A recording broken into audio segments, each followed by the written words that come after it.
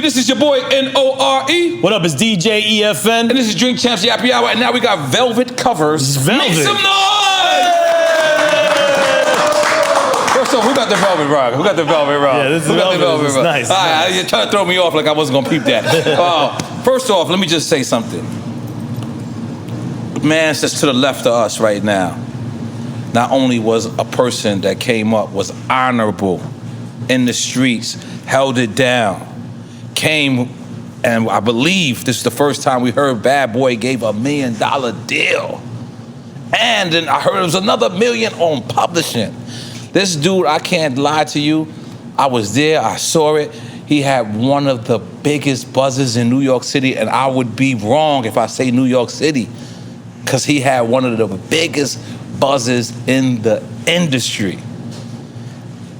People were looking for a savior after Biggie Smalls, and this was the guy people came into, invested into. He got into one of the craziest incidents in New York City's history. He held it down like a man, came home, did what he had to do, came home,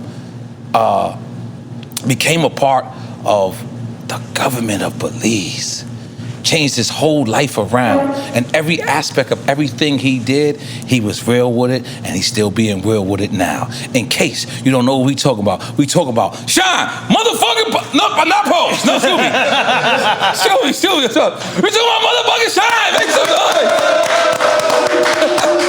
You know what? I'll start with that. Thank you for that warm introduction. It's better than your GPS. But let me ask you about that. You know, we're all from New York. We all got the story that recently Alpo passed away, right? Had his demise. What did you feel about that? Because, you know, you did name yourself after him at one point. You know, that's a very ironic situation, because obviously I was faced with the same circumstances that he was faced with, and I actually anticipated my circumstances. If you listen to The Life on my first album, I got it in my where notes. I said, I'll be out in 10, start over again, but I couldn't do it. You wouldn't understand if you ain't been through it. There's rules to it, couldn't break them. Death before the sign until I meet Satan. So the way I got that name was a mixture of Edgar Allan Poe, the poet. Oh, wow. And Alpo, because I was dating a female that was dating him. You know, popular female, she was an executive in the industry. And so she called me that name because, you know, when I was young, when I was 18 years old, I was, I had a lot of energy. Right. It's real aggressive. I had that Brooklyn aggression. That's So it's strange. He's a Harlem guy, but I was flashy. I think that's that Belizean in me. Us Belizeans, there's a word that you call it bragging. Okay. You know, we really confident. Right. And so I had that energy. I had the 600. I had the the double R. You had the double R as well. Yes. And it was just a lot with me. It was a lot of flash, a lot of excitement. And she said, I remind her of him. But thankfully, I was not like him. Right. Because I stuck to my honors, and I stuck to my integrity.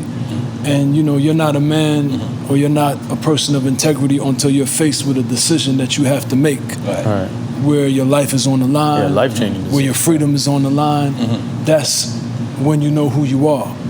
And I always, prided myself in having the utmost integrity, utmost character, and everything that I ever rapped about, sung about, was my gospel. It was the honest truth.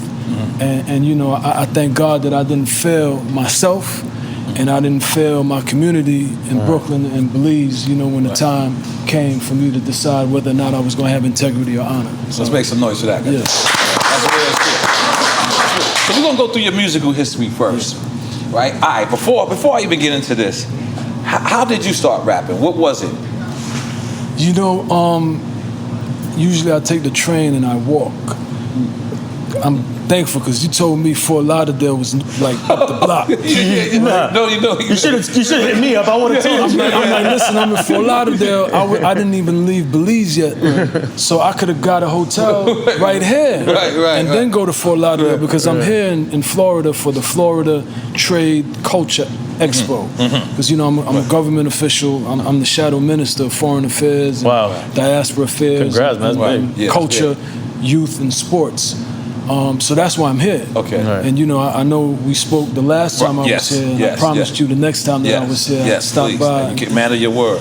But let's take it from the beginning. So the way I started rapping, and I say all that to say I was driving, and so I'm listening to Barrington Levy. Wow, that's my first question. Don't rush that one. The legend. And Buju Banton. Legends. But even Barrington before Buju, because Barrington is like an institution. So that's how I started rapping. The same way Kool Herc created hip hop. Chatting. Kool Herc created hip hop. He's a Jamaican DJ that came from Jamaica to the Bronx and started spinning records. So that's how I started rapping. My name used to be Shaba. Wow. That's what they used to call me. Wow. I don't know Taken from Shaba? Of course, Shaba. The Grammy kid. The Grammy kid. Right. Yeah, I got a record with Shaba Ranks. And so that was my idol. Okay. And I had the same baritone, same heavy voice. So I used to actually chat. I wanted to follow in the steps of Shaba and so you were Buju. doing dancehall and all that. Yeah, Bounty Killer, Beanie. Got a record with Bounty Killer too. Those were the guys. And that was very Brooklyn too.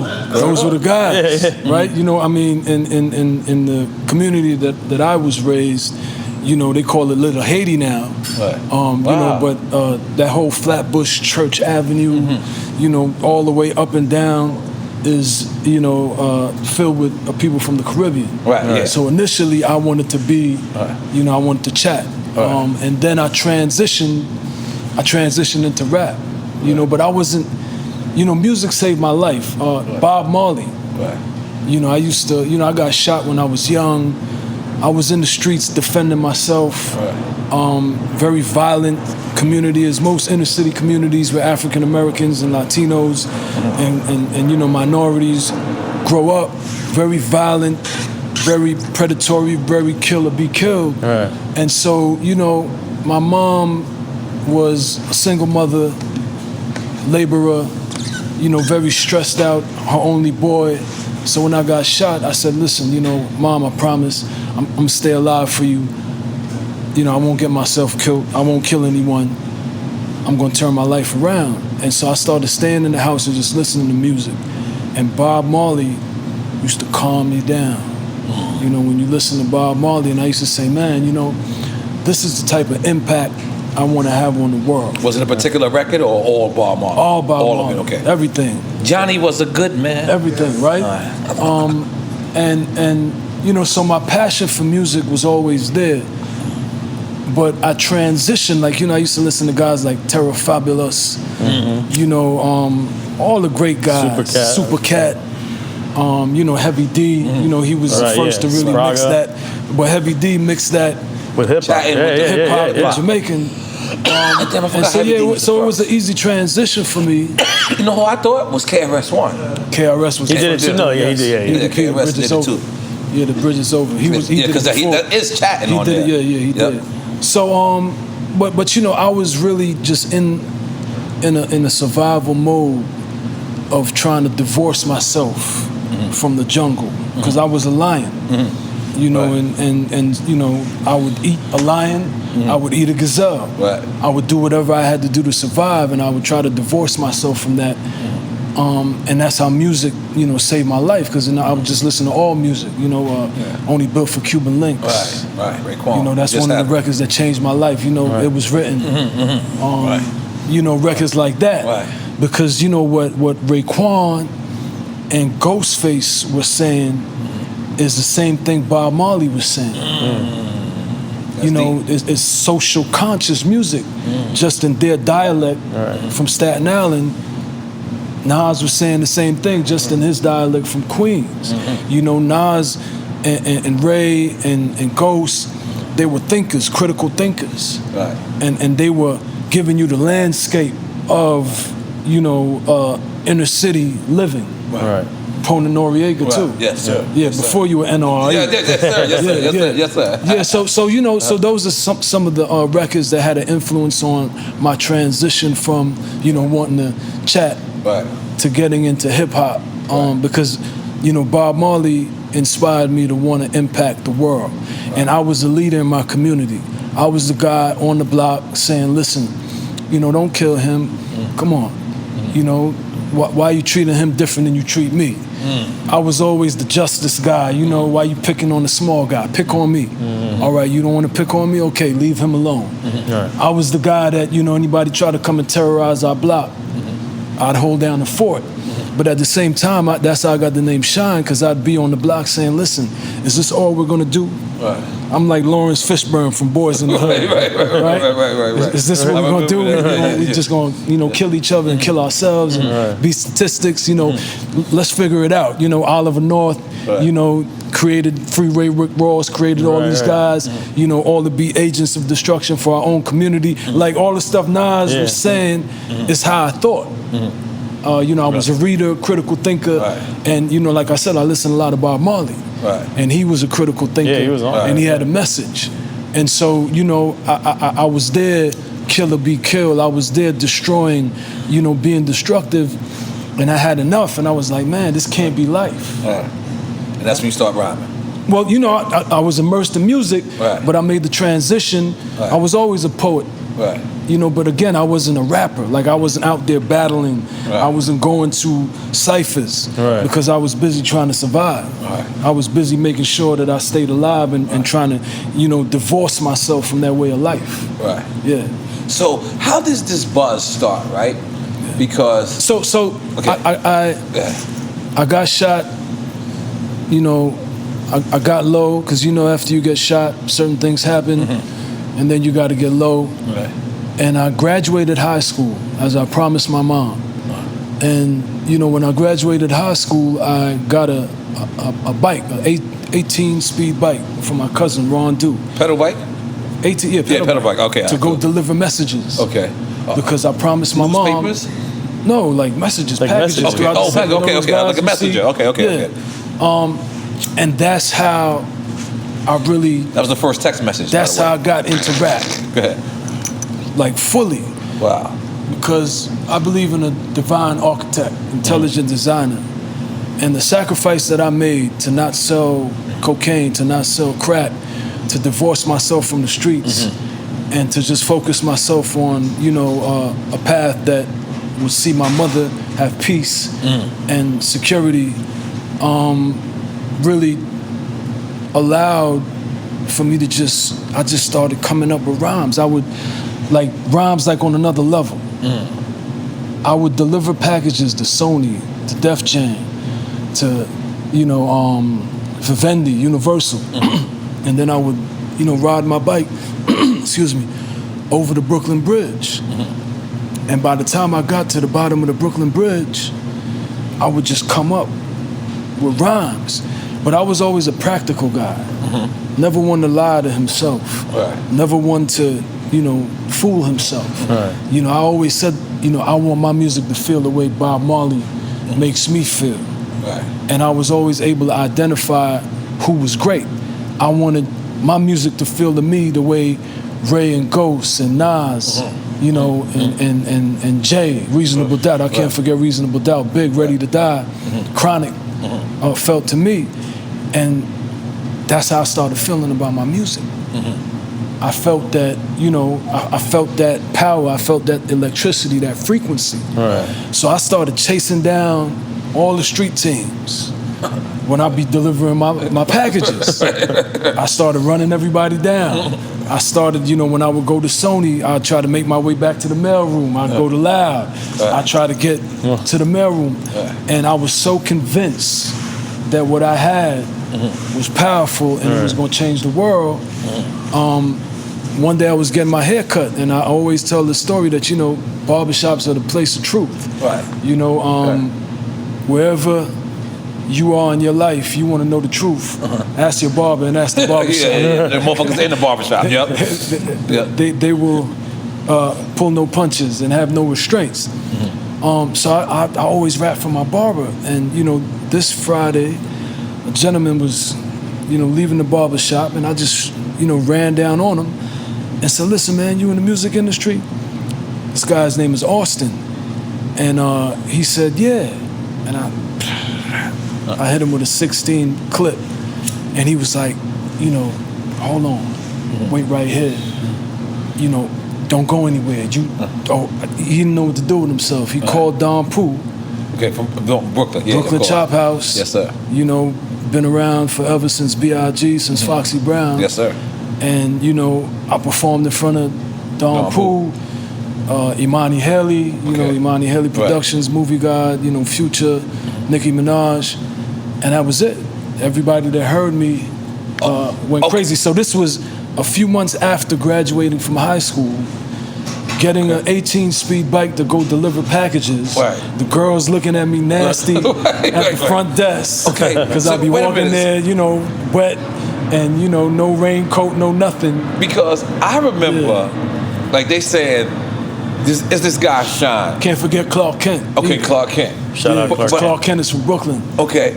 But I remember they saying this guy Shyne is the next Biggie, it's the next thing that's happening. But was it a freestyle that started the buzz, or was it just like no, you said? I'm telling you where it started. Just it you started rhyming? because it started right there. I'll take you through it.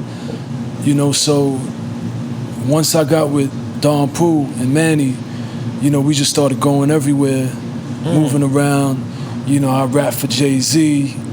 You know, I never You rapped for Jay-Z? Yeah, you know, because, you know, Don Pooh is Don Pooh get money. Yes, so, sir. you know, he's everywhere. You know, Manny was getting money too. So we'd be there.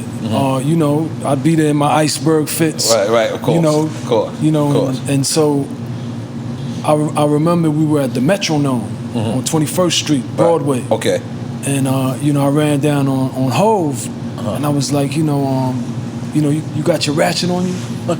You know, that's what we call, you know, pistols. For those who are not informed. I'm telling you, I'm the greatest thing you ever gonna hear. And if I'm not, you know, you can shoot me in my foot. Oh my God! You know, I was so confident. That's confident, yo. That's confident shit right there. So listen, so then I ran back. I ran back on him, and when he was at State Street. Remember, he used to live at 550. No, he lived at 550 State Street. Okay. And I'll never forget that day. He came outside, jumped in his Rover. I told him the story the other day when I saw him at 4040. And that's what we were laughing about, if you look at those pictures. And he was like, yeah, it's all right.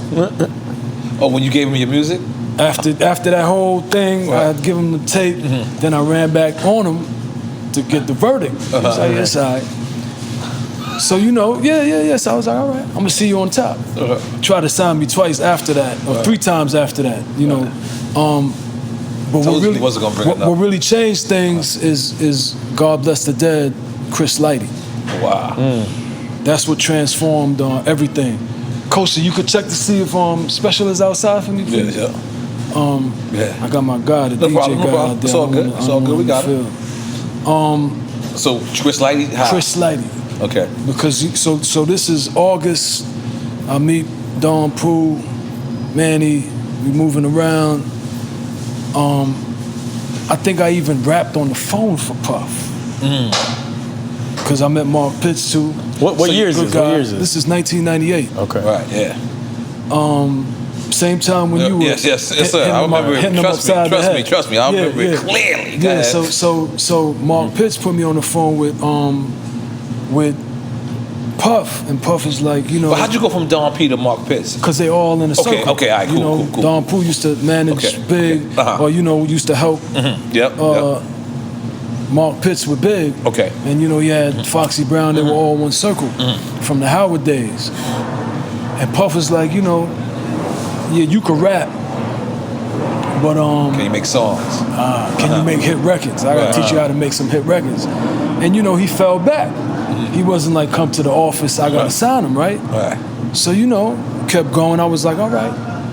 But Chris Lighty called me to the Barrow Street Def Jam office. Yeah, 170 Barrack, 160 Barrack. To violate it. They're violated, yep. He's not out there. Can I just, I got a Belizean waiting out there, man. I'm very... Yeah. We'll find them. Just look for a Belizean guy. Let me drink some of this Malaysian beer. Let's go. Well, we gotta, you can't drink by yourself. Yeah. All that bang for you, you gotta... Yeah, let's drink, go, baby. You want a beer? Of course. Okay, let's go, baby. But I want you to finish your story, because then I want to explain to you. Yeah. In case you didn't know how hot you were, but I want you to finish, and then I want to explain. So Chris Lighty, Chris cheers. Lighty. Yeah. Rest in peace, Chris Lighty. Yes, absolutely. But go ahead. Yeah, this is very interesting. Bellican Stout.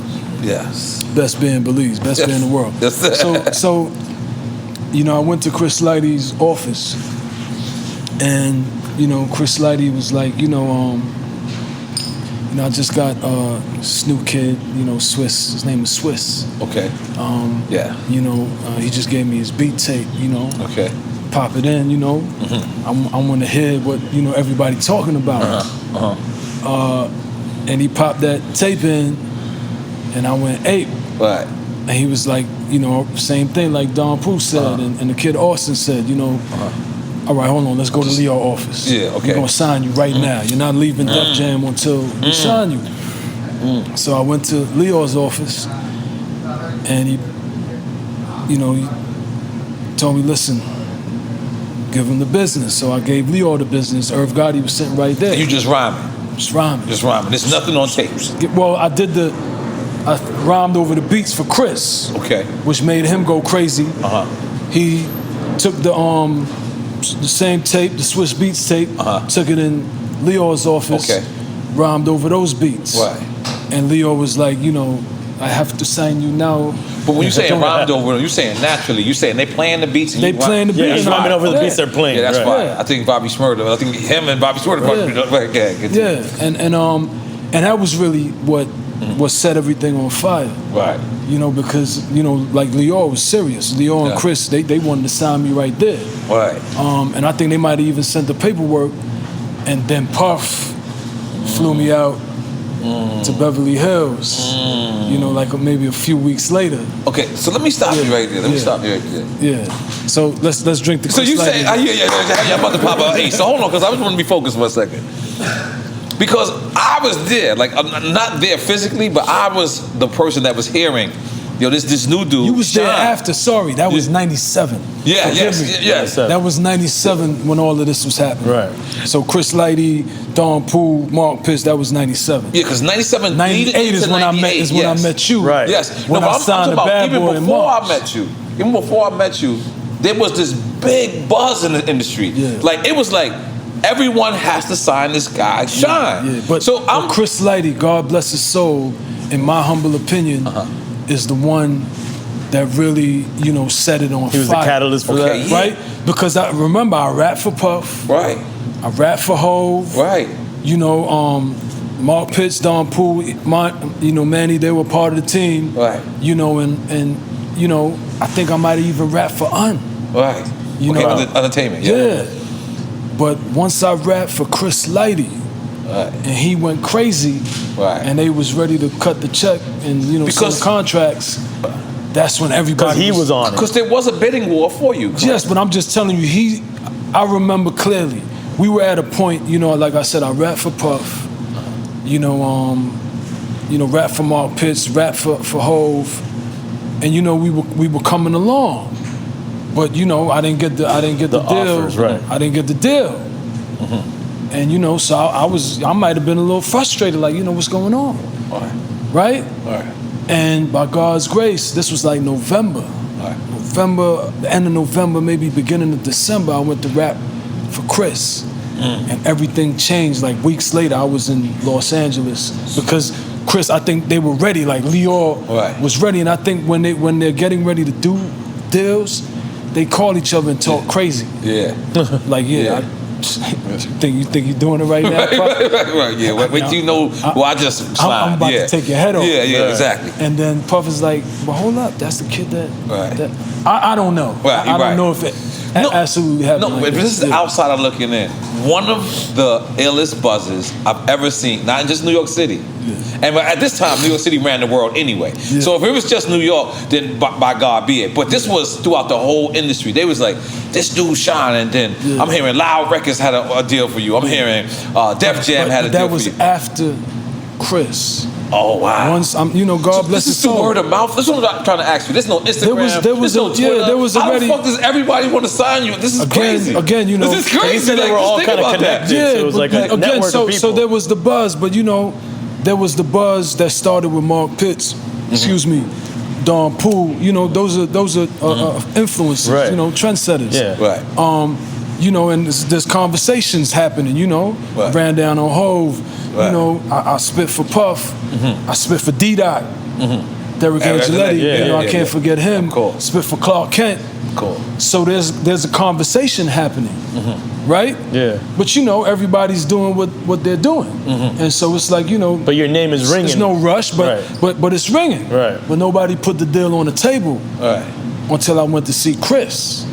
And when I went to see Chris and N.O.R.E., and like I said, I think maybe they picked up the phone and was like, oh yeah. Yeah, they was bragging. We got the answer. Yeah, they was bragging. Yeah. Let me ask you, E, did you know about how big his buzz was? Yeah. Because that's what I'm saying. As a mixtape DJ, Yeah, just because you was in Miami, you should have felt the same. Like, I kid you not, like, I've never, to this day, like, seen how much, like, and you was probably just entering the game, so you probably didn't really understand. You know, like, I was, like, you know, I couldn't go to no meeting and meet with no executive without them saying, "You heard of Shyne?" You know, I think, and asking me about you, and I'm like, "What? Who is this guy?" You know, I remember. So I always wanted to know how you started. I had almost lost my life. No. Yeah, I told you I got shot. And that's when I tried to divorce myself from that way of life. Okay. In the name of my mom, you know, single mother. You know, she's battling depression because, you know, she's going to lose her only son to the streets. Wow, God bless. And I think that was a blessing. You know, that was God's way of, you know, patting me on the back and telling me keep going. And obviously, as you can see now, I always had a bigger purpose. Because right now, you know, everything that I wanted to do as far as Bob Marley, I'm doing that in my own way from Belize. Right. Because I'm leading the world from Belize. You know, the way I treat my people, the way I try to uplift my people, the way I advocate for all people, for equality, for, you know, education, for entrepreneurship, for women's rights, for healthcare, for housing, for land. I used to rap about the establishment and the powers that be, and now I'm the strongest voice in the House of Representatives in Belize. And remember, I have a global following. So I might not, you know, people always ask me, how do I come up with my speeches? And I'm like, it's no different than how I came up with my raps. Because my raps were not driven by a desire to be famous. My raps was just a conversation. I was just having a conversation, and I learned to do that from Bob Marley, from Ray and Ghost, from Nas, from Jay. You know, those were the real conversationalists. You know, Big. They were having a conversation. They were talking to you. You know, Dre and Snoop, Tupac, conversations. You know, Wu-Tang, conversations. So let me ask you, right? Yeah. Because when you first came out, it was no secret. They was comparing you to Big. Now, was that because of your voice tone, or was they trying to make you fill the Big shoes? No. I think, you know, I have a baritone, but you know, it's been 23 years, and I still have the same baritone. And I think whenever a new artist, you know, arrives, people have to compare them to someone else. You know, it's like people been trying to find another Michael Jordan in the NBA forever until you got to realize that, you know, LeBron is just the first LeBron. There's never going to be another Mike. You know, Steph Curry is the first Steph. You know, Kevin Durant is the first Kobe as well. Kevin. You know, Kobe, drink the Kobe. That's right. Great guy. Oh, I'm gonna get some whiskey. Supposed to rap, supposed to write a song for him on one of his albums. So did that bother you, that comparison? No, because I knew who I was. I knew I was a guy from the street. You know, I got to say, I got to give recognition to my guy Nigel. I know you know Nige. Yeah, of course. Dark-skinned Nige, my man. Yeah. And he used to always come in the studio and like, listen, forget what they talking about. You know who you are. You from Brooklyn. You put in that work. Just have your conversation. They gonna see that, you know, Shyne is Shyne. You know, just talk that talk. You know, and of course, you know, it takes a while as a new artist to feel yourself around the studio and, you know, to find your footing. But, you know, the comparisons drove me. That's what I'm asking. Drove me to be great. But to have my own greatness. Because I didn't want to be Mike. I didn't want to be big. I wanted to be Shyne. Because the funny thing is, we had Mike Geronimo sit here, right? And Mike Geronimo, his whole career was compared to Nas. So in his... I don't remember that. Yeah. When Mike Geronimo first came out, but look, him being light I'm glad you brought Nas. I love Nas. That's my guy. He's a great guy, great inspiration. Always, you know, when I was incarcerated, always reached out to me. You know, if I ever needed anything, not that I ever asked anybody for anything, but, you know, he was always there post-incarceration, always extended a hand to me. Great guy. They compared Nas to Rakim. Yeah, but what I'm saying is this. No, but I'm just saying that, that's important to know. But here's the point I'm trying to make was Mike Geronimo said to us, he said he didn't like it. Like it made him, instead of like, you see how you just said you embraced it? No, well I didn't say I embraced it. I said it drove me. It drove you, that's what I'm saying. It drove me. It's not a matter of I didn't like it. It's just a matter of, you know, I gotta be great. And, you know, sooner or later people gonna appreciate my greatness. And it's up to me to make great music that's 1,000,000 trillion % Shyne. And if you listen to the Shyne album, every flow is mine. Every flow is different. There's no big flow, there's no Pac flow, there's nobody flow. If you go back and study my first album, and on every song I have a different flow. I switch flows every 4 bars. Right? But that was a part of the drive, you know, to be a master, you know, wordsmith, a master musician.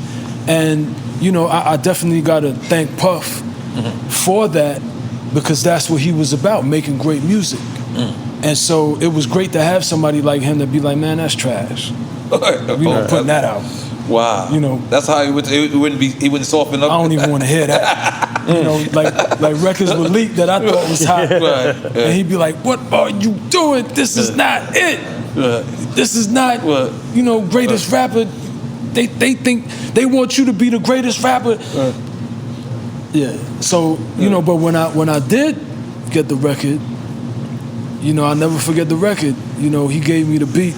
To Barrow and Levy? To Bad Boys. Oh, Bad Boys. Yeah. What Barrow and Levy? You know, we skipped a whole journey of.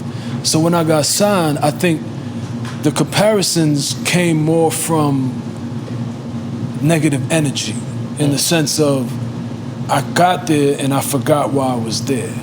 Remember, I started by saying that Bob Marley was my greatest influence, and Ray and Ghost and Nas, and, you know, just that critical thinking, you know, that, you know, analysis of our circumstances and how we can forge our way out of it. And you saying when you got back to Bad Boy? When I signed, and I got, you know, those M's. You got those M's. It was about the 600. You lost this feeling. It was about the 4.6. Making sure it's not a 4.0.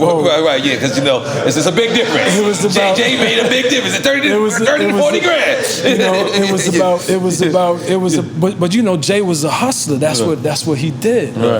You know, I'm not Jay. You know, I'm Bob, you know, I'm Nas, I'm Ray and Ghost, you know, like I'm here, you know, to lift my people up, but you still can't have a 4.0 though. But you know, I'm from Brooklyn too. I'm a young kid. I never had nothing. You know, mom's poor, cleaning people's houses, immigrant. So when I got it, you got to go up. You know, and so I got distracted because there's nothing wrong with having it. It's all about balance. Right. You know, but what are you here for? And I was there to make great music. I was not there to just drive around in the 600. Yeah, not let that make you. Yeah, and that's what happened. Right. So he gives you this beat. Right. So, but hold on, that 98 year is important because I think that's where the negative energy came from. Wow. Because I wasn't spending the time focusing on my craft and honing my craft and developing my skill set and becoming what I was destined to become. I was, you know, chasing skirts, chasing those R&B divas, superstars. Yeah, you was finger popping a lot of shit. And back then. and you know, for lack of a better word. For lack of a better word. It's definitely a lack of a better word. But go ahead. This is great beer, by the way. You on your second one? Yeah. So cheers. You know, cheers. DJ Effin said that's the best. Yeah, sorry, my brother. All right, so hold on, Shyne. Yeah. Because I'm gonna drink some champagne. I'm gonna join you with some champagne. What color champagne? But hold on, we should I didn't even drink? get to the rum. The rum, we're gonna do that for shots. We're gonna do that for shots. All right. Okay. So there's phases. Yeah, there's I'm phases. not even gonna lie to you. I get like glimpses of the greatness that you do. Yes, but I'm so busy writing No legislation. problem. We got your back. We got your back. I can't sit through Don't the worry whole thing, about. so I don't even know the protocol. So what you want? This is black owned champagne. Which one would you think I should? I'm gonna go with the gold because you know. You gotta go with you the just gold. go with the gold. Let's go with the gold. Can we get a cup? Okay. Now, and you know the black and gold is important because you know my grandmother was what you call a garifuna. Okay. That's an African set of people that have been persecuted for hundreds of years, and they went from St. Vincent. They fought against the French. They fought against the English. With the black and gold. They exiled them, but this is the color of their flag, black and gold. Yeah, and this month is their month in Belize. We celebrate Garifuna Settlement Day, and my grandmother was from Honduras. She was born in Honduras, but because of racism, she hid the fact that she was a Garifuna until she was about to die. So there's very important colors to me. Okay. You know, black and gold. Definitely, and also Latin Kings too. Let's not forget the Latin Kings. What a segue. I'm just playing. I'm Puerto Rican, man. I just can't let that go away. You know, when I spent my time, you know, traveling through those correctional facilities, I received love from everyone. Yeah, know, that's from one the Latin thing. Kings, from the Bloods, from the Crips. Yes, everyone, that's one thing. Everybody loved me. Your journey, to the other side, and we'll get there. But I remember a lot of people who was in there with you, and just will always tell me how of an honorable dude you are, and a man of your word. And it's like I knew that from you from the streets. But you have a story that you could be bitter, man. Like, hold on, let me finish. Yeah. Like, you know, for lack of a better term, like we said earlier, your charge was actually kind of defending your boss. It was absolutely defending. So in any other world, not just my boss, my brother. Your brother. Yeah. So in any other world, when you do that, you defend your brother, who is your boss, you actually get rewarded for that. There's no downfall to that when it's a real world. But this is the industry. This you had to quickly learn that. Yeah.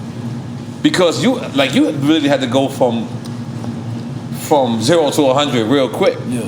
At that incident. You know what happened with Diddy, with Brother Love? I don't really blame that on him now, as much as I did then, because I did go through a stage of bitterness. You're human. But in retrospect, you know, I blame it more on the lawyers that were advising him to separate the case than him. Because his lawyers were there, to secure a not guilty verdict by any means. He's a corporation, $100 million corporation.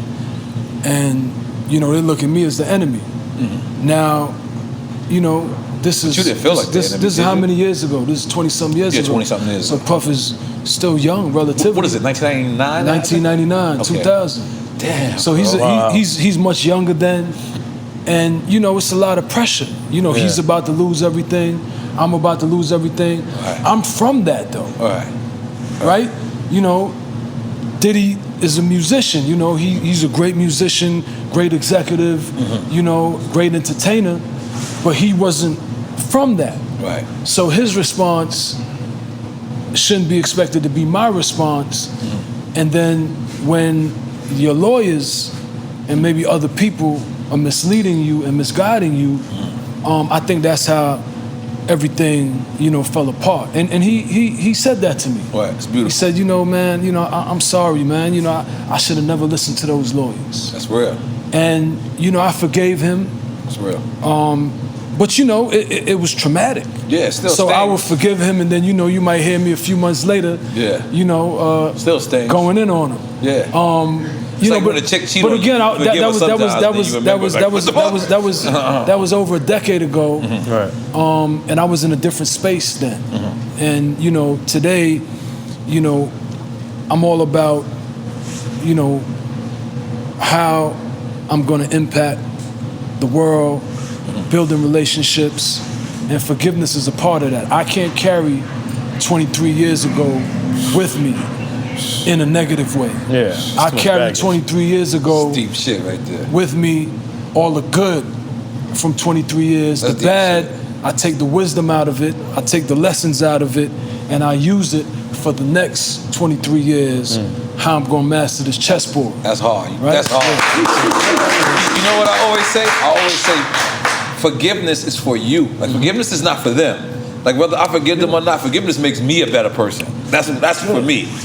So it's like with, you know, with Diddy, when Diddy has supported me, he's been one of my biggest supporters. Him, Fat Joe. Those are my two guys. Right. Like I said, Nas always reaches out. Fat Joe went to see you in jail though. But see me in jail. I don't know if he came to Belize. Can't forget Busta Rhymes. Busta Rhymes, my brother. You know, I was just with him and Khaled. Khaled is my guy too, another supporter for over a decade. You know, but Busta came to Belize when I got out. You know, embraced me. He tried to sign you too though, right? I think that was a part of it. No, he was just a brother, you know. Okay. Gave me an Autumn RPK. Okay, I remember, yeah. When I, you know, when he came to Belize and just been my brother through and through, and Joe, my brother. But Diddy, in the most recent years, after we reconciled, you know, once I told him what I was doing in Belize, became one of my biggest supporters. Right. You know, whether it's telling people through his platforms what I was doing, whether it's, you know, financing what I was doing, and just giving me that moral support and that acknowledgement. And then recently they had tried to, after I got elected, pass legislation to disqualify me from the House of Representatives. Wow. To say that anybody that got convicted of a crime can't be in the House of Representatives. In another country? And you know, Diddy lost it when he heard that. And he got the REVOLT people, he got the publicists, he got everybody. He started talking to his legislative friends and was like, you know, we can't let this happen. You know, this young man changed his life. He's doing great things for his people. And you know, he's black excellence. And I can't let this happen to my brother.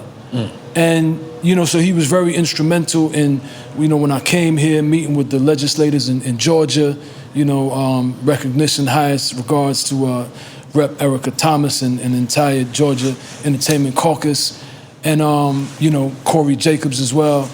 You know, so Puff, you know, to me, totally redeemed himself, and is my brother, and I love him, and so I don't need to talk to him every day.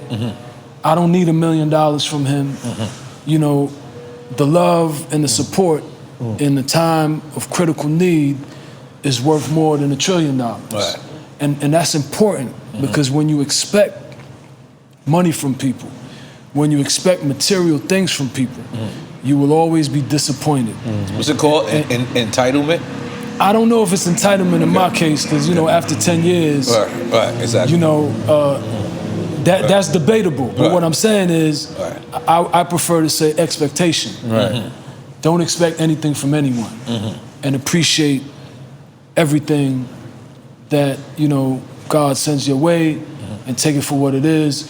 But just hold yourself accountable, navigate your path and your journey, and life will be much less complicated.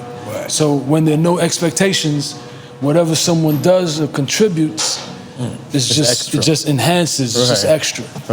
But I got what I got going, but that's still my brother. So my love doesn't have a price tag on it. So I don't love you because you sent the Maybach to Belize for me. I don't love you because you gave me $1 million for my campaign. I love you because you're my brother. And if we talk every day, if we don't, you're my brother and I love you. That's fine. So let's get into that first record, the Barrington Levy record. And we need more, by the way, we need more black love, more brown love. Yes, we do. There's a lot of murders going on. I know New York City is ridiculous. When I saw Bobby Shmurda at Jay's event, at Ho's event, at the 4040, I hugged him. Meek Mill, that's my little brother too. He's another little brother that has been there championing the Shyne legacy for years. But I held, Bobby, and I told him, I said, man, listen, you have to learn from me. We were going back and forth. I think he did 6, I did 10. So I said, listen, I'm the champion. I got the belt. Right. But I don't want you to have the belt. I don't want you to go through what I went through. I want you to be a messenger. I want you to lift these kids up. I want you to save these kids' lives. I don't want anybody else in Brooklyn or anywhere else in New York or Los Angeles or anywhere around the world or United States to go through what we went through. We got to stop this cycle. So black love is important. We got to stop killing each other. Absolutely. It can't just be when, they're kneeling on George Floyd's neck. We get up in arms, but then when we blowing each other's brains out, nobody says anything, so black love is important. No, I and brown love, I respect inner city love. So Puff brings you this record. He brings you the beat.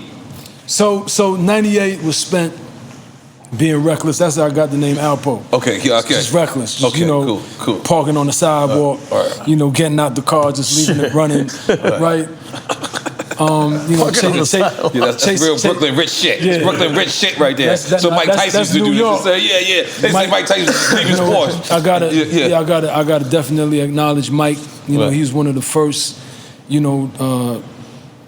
icons that I ever met and hung out with. I gotta acknowledge, Jackie Rowe, Auntie Jackie. Auntie Jackie, that's a sister, right? Yeah. Okay. Yeah, and that's my aunt. So I spent the whole 98, chasing all these R&B superstars who sold millions and millions of records and rap. Female superstars who sold millions of records. But I didn't sell any records. And I wasn't making any hit records. And I'll never forget, at the end of 98, I had an argument with this R&B diva, who sold millions and millions and millions of records. We were, we had a thing, situation. Yeah, we won't say who it is. An entanglement. You don't want to talk about the entanglement? Who I've got to forget? Remember the House of Representatives. Okay, but, we ain't gonna blow but listen, ain't nobody listening to us. Listen, just give us 3 hints.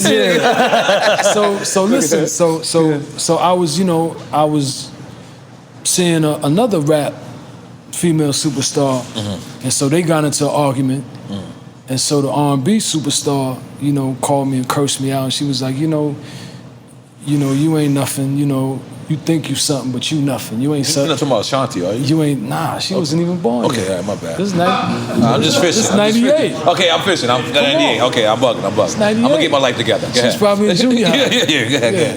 That's my homegirl. Okay, yeah. That's my homegirl, Jimmy Choo. Yes, I got that record. I got that's in my notes. So anyway, this R&B diva superstar told me, listen, basically you're a bum.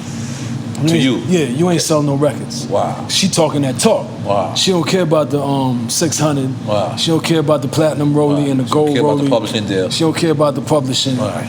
Because she sold 10 million records, #1 singles, number one album for 100 weeks on pop charts. So she's like, you're a bum. You ain't sell one record. So when you sell a record, then you call me back since you want to stun on me and have me looking crazy out here with these rap That's some chicks, motivation for you. right? Yeah, no, but again, I was driven by that. We're not talking about Mary, are we? Nah, that's she's too. I was thinking that. I was thinking that too. All right, cool. We gotta get in the middle now then too. I mean, no. Mary, Monique ain't selling them type of records. Okay, my bad. Mary's great, but Mary's like, that's like big sister. Right. But she was before my time. Right. So yeah. So anyway, that was like hitting me in the head with a lob, knocked the wind out of me, and it put me back in focus because I was like, she's right. I don't want to just be driving around in nice cars, right, and have all the iceberg sweats and have all the drip. I want to make hit records. I want to be on top of the charts for 100 weeks like her, but not just make hit records. Remember, I came here to impact the world. So, I had a plan where I was going, become a little bit more conscious in my music, send different messages to uplift my people, see if I could do a hybrid of that, Nas, Ghost, Ray, Bob Marley type thing. Nas ended up doing an album with Damian Marley. Yep. So I was on the path, and it was like, so what am I doing? So that knocked the wind out of me and got me back on my path. Both from an ego perspective and from a spiritual perspective, because I was like, she's talking crazy. I gotta show her that, I could put out, that was the ego side of it. Yeah. And so that's when I realized that the secret to success was Diddy. Listen to him. But the whole 98, I was dating his girlfriends. Can't tell you who, but we hear you. That's how crazy I was. That sounds like a recipe for disaster. Yes. For your career. This is what I'm trying to tell you. He was out there mashing up the place. Yes.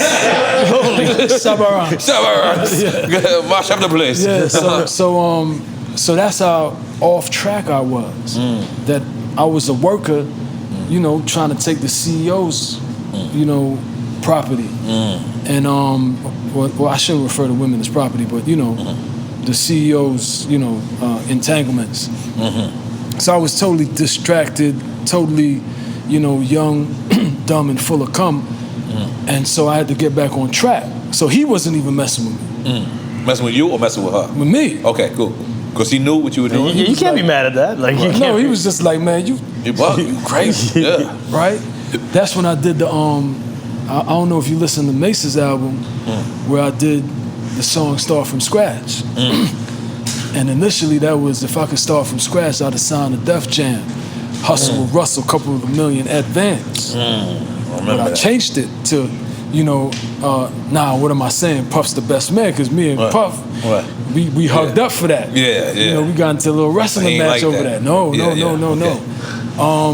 So that's where we were at. So 99 came about, and I was like, man, listen, Puff is the holy grail. I'm not here to look cute. I'm here to sell records. I'm here to change the world. And that's when DMX was destroying things. You were destroying things. Jay, Hard Knock Life, destroying things.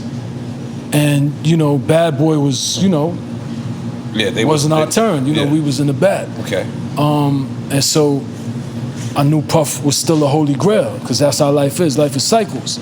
So that entire 99, I parked the 600, parked the Rover, and I just went everywhere Puff went. Hopped in the back of the Silver Navigator, and I was Puff's shadow. Wherever he went, I went. Whatever he did, I did. All he brings you this beat?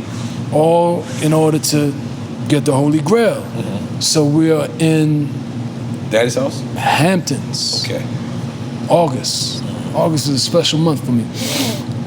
But before this, we hit I wouldn't say it was a home run, but it was a base hit and drove 2 people home. So we scored some runs. This was? We're Sitting at Home remix. And you got to remember. What was that? Who was that was Total. Total, that's right. You got to remember the pressure's on. Everybody's like, who's this guy? He's not all that. He shouldn't have got a couple $1 million. And there's not a video for this, or is there? No. But what I'm saying is the record hit. Okay. Right. Yes. You know, did what it needed to do. Let it be understood. Bad boy run this. Yeah. Brooklyn, the AT, they pump this. That was it. Yeah. Right? Everybody was like, oh, okay. And Puff is the ultimate hater, which is great. He's the ultimate hater because he's hating for the benefit of the good. Right. So like, he's like, no. So when he says yes, when Sitting at Home makes it out, it's because he thought it was great. Right. And he's never wrong. So in August, we're in the Hamptons. He gives me the beat. Boom, boom. Easy LP. Boom. Shout out boom, Easy LP. Easy LP, yeah.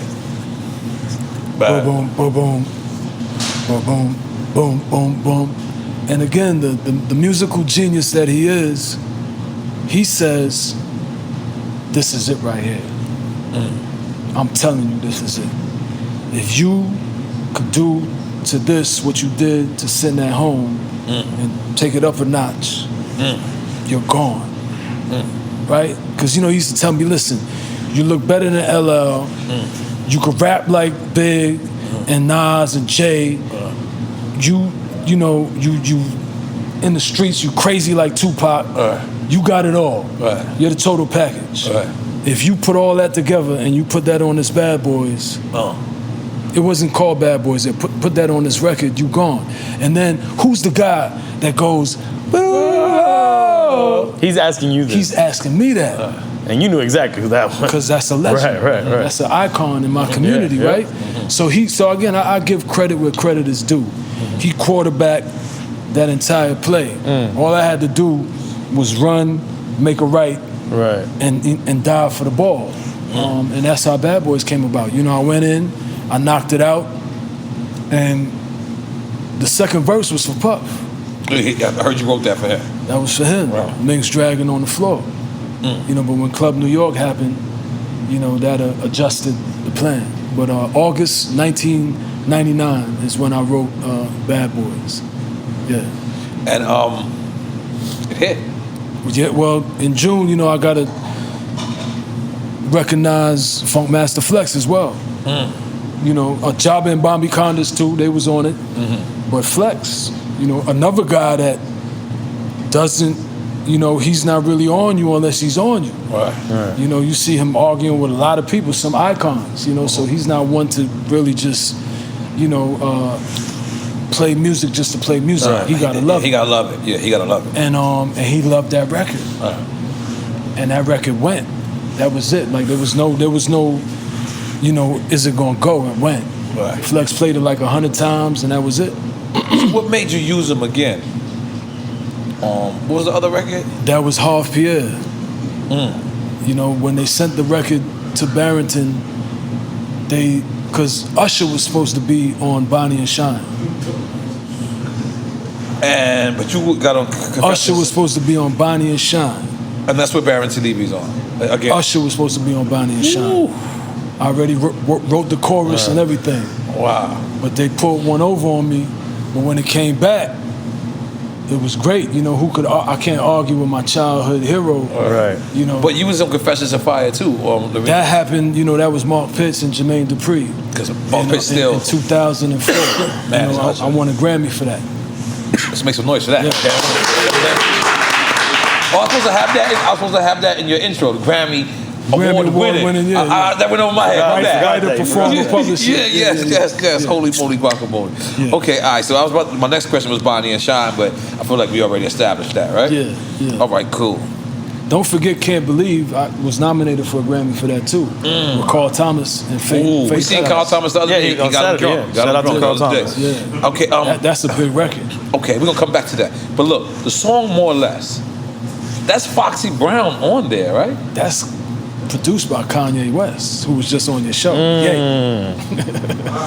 Check the credits. I did not know that. Check the credits. I did not know that.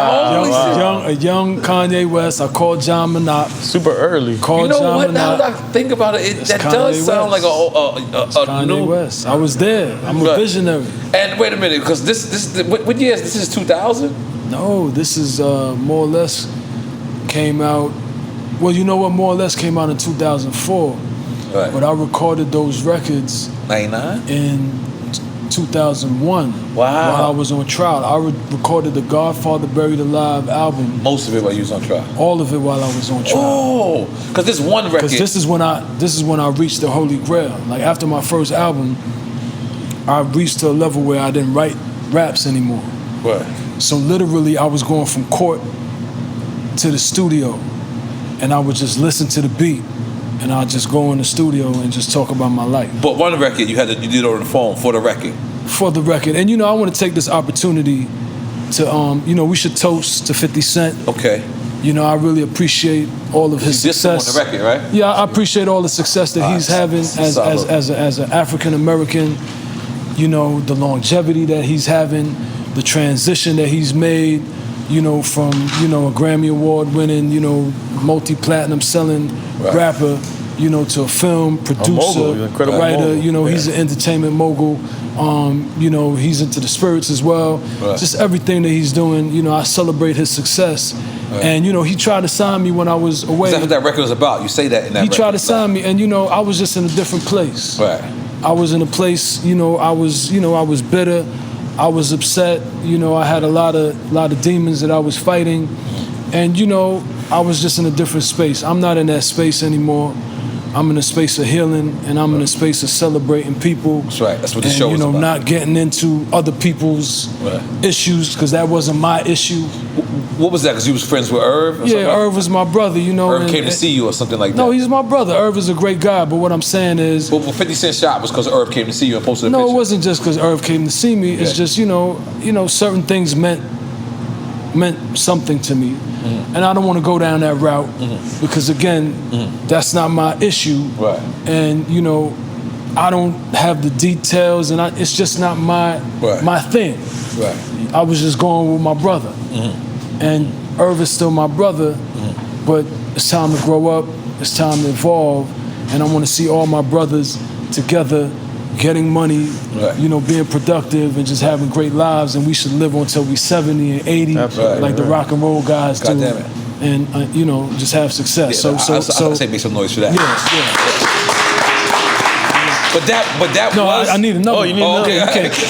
But that was. He's not ready to move me into the right. Let's go. Let's get the shots. Let's do the shots now. Yeah. But that was recorded while you was in jail. Yeah, it was. Okay. Yeah, it was. Okay. Because all right, cool. Because I was thinking it could have been recorded while you was in jail or recorded over the phone prior to you being in jail. But now that's established. I think that's one of the reasons I failed when I came out, when I was released from incarceration, is because there was too much negative energy. I was arguing with Puff. Right. I was arguing with 50. Right. I was arguing with Rick Ross. Cheers to Rick Ross as well. He's doing great things. Entrepreneur, mogul. He's buying a house just so he could drive by. I hope that he, rents it out for Airbnb so we could generate some revenues, donate that to Belize. But cheers to all, the rap moguls, that are enjoying success. That's what I want. Then I was selfish. I was thinking about me. And I was repeating something that was so destructive for hip hop. I think that's why God took my voice, because when I came out, I lost my voice. I didn't have my baritone. And it was a disaster. That's why when you did the Khaled record? Yeah. Okay. And Khaled is my guy. I love him so much. He wasn't flying private planes then. He was ready to take a boat to Belize for me to do that record. Right. But I wasn't ready. Right. And I wasn't ready because, again, I lost focus. Like I was in correctional facilities, going through a journey, not to come out and be Tupac. And you wasn't writing rhymes in there? No, I don't write rhymes. I just create. Right. Just give me the beat. So I had albums in my head. But the point I'm making is, I came out with the wrong energy, that destructive energy. and that had been very devastating for hip hop. We lost 2 of our icons and even more people because of that destructive energy. So for me, to be a leader, again, to want to be a Bob Marley, and to, after 10 years of going through all that, even if it's just entertainment, even if it's just me speaking my truth and giving my opinions on, you know, the rules of rap and the rules of the street, that's not the energy that we ever need again. Because I'm too real, and when you're too real, things end up becoming very destructive and devastating. So yeah, that energy just wasn't right, and the energy that I have now is the right energy, where I'm celebrating everyone and, you know, wishing everybody the best, and everything is about Belize. So when you came home, and what did you feel pressure to do that college verse? Did you regret it? Like, no, I didn't feel pressure. I just explained to you. My problem is my energy was not right. Okay, yeah. If your energy is negative, you're focused on the wrong thing. Why am I thinking about Rick Ross? Why am I thinking about Diddy? Why am I thinking about 50? I'm supposed to be thinking about myself. I'm supposed to be thinking about Belize. Real talk. I'm supposed to be thinking about how I'm gonna make hits. That was just the wrong energy. So it's like, again, instead of the R&B diva, God slapped me upside my head, took my voice away, so that I could, you know, get focused on what was important. But when you came home, you didn't go straight to Belize, right? You know, what happened is, you know, you was like in Paris. I was in my guy Stephen Victor just hit me. Congratulations to Stephen Victor. Yeah.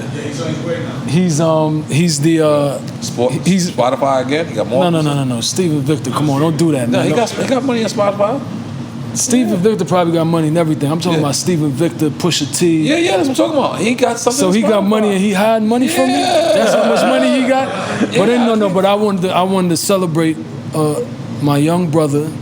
He's been a friend of mine since, you know, over 13 years, and so I'm so proud of him. I'm proud of him too. He's doing great things. He got Stephen Victor.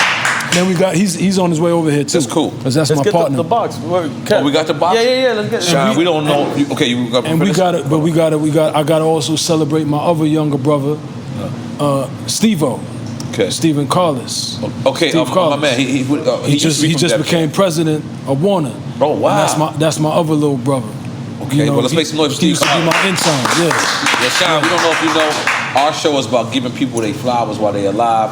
So many people want to show you love after. We didn't make up that statement, but we made it famous in hip hop. Yeah. So we literally want to give you your flowers while you here, to your face to face, man to man. Tell you what you need in the community, what you need, hip hop. You know what I mean? Standing tall for the streets, standing tall for everything. We respect you. We love you. We appreciate you. I want you to know that. The flowers.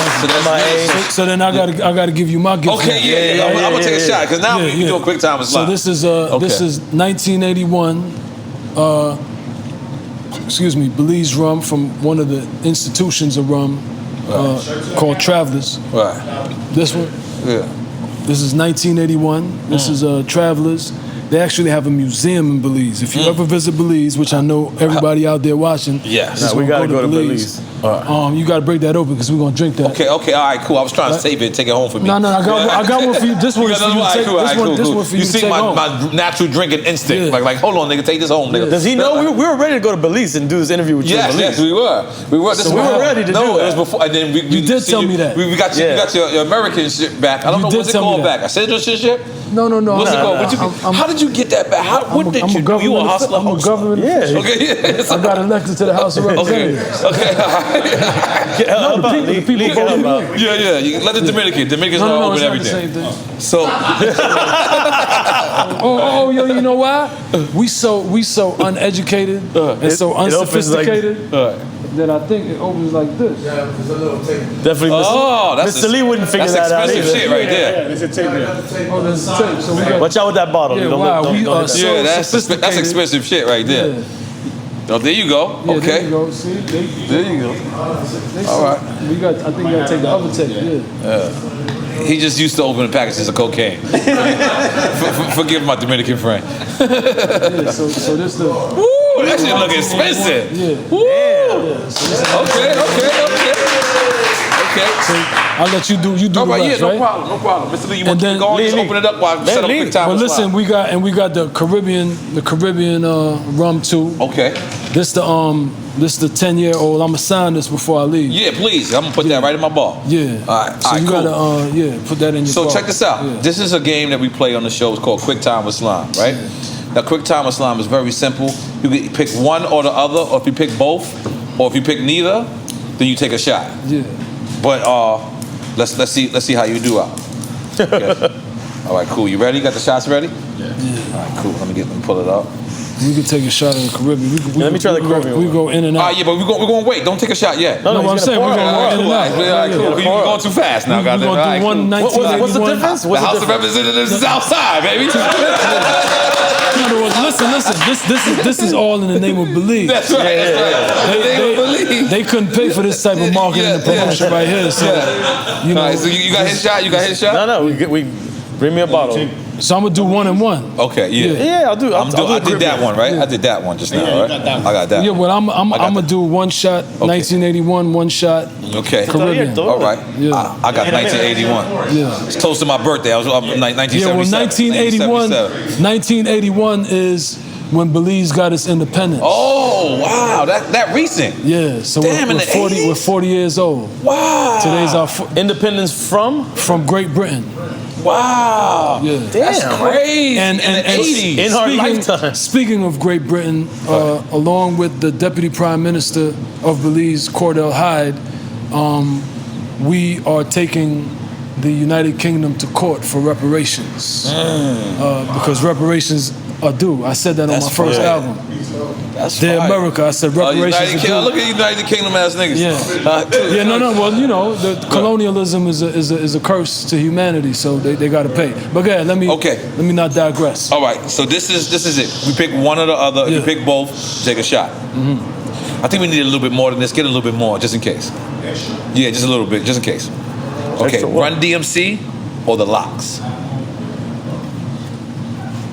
I'll take a shot. Okay, all right, cool. All right, cool. Solid. That's fair though. That's fair. Well, that's good. Damn, that's very good. All right, Are you cool. supposed to drink the whole thing? I mean, Yeah, it's up to you. It's pretty much how You a can shot pour the goes. shot however you want next time. All right, this I don't know where you gonna go with. I want. You do the next one next time? Okay, this one I don't know where you go with. This is a I know heavy my pour, man heavy from pour, Belize heavy back pour. there But will listen, be mad at you I'm if a you member of answer the this House of wrong. Representatives, so I got to do half a shot. So Okay, I cool. Give you a mini shot. can't be walking Okay, so out here. this I don't know where you gonna go with Yeah. this. U.S. or Belize? Belize. Belize? Damn, that was fast. No, that's not even Okay. a question. I think he's gonna think about what makes him take a shot now. No, Belize. You Belize. No, of Belize, course, Belize. of course. We're gonna ask you why later. Okay. Belize over everything. Of course. Yeah. Now, you've been on both.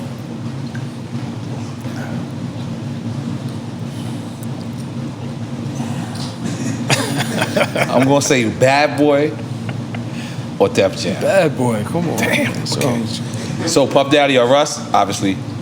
Diddy. Okay, all right, cool. Mace or Jadakiss? Jadakiss. Ready to Die or Me Against the World? Ready to die. Damn, this was easy. let me calm down. All right, cool. He's doing too good, man. Hold on.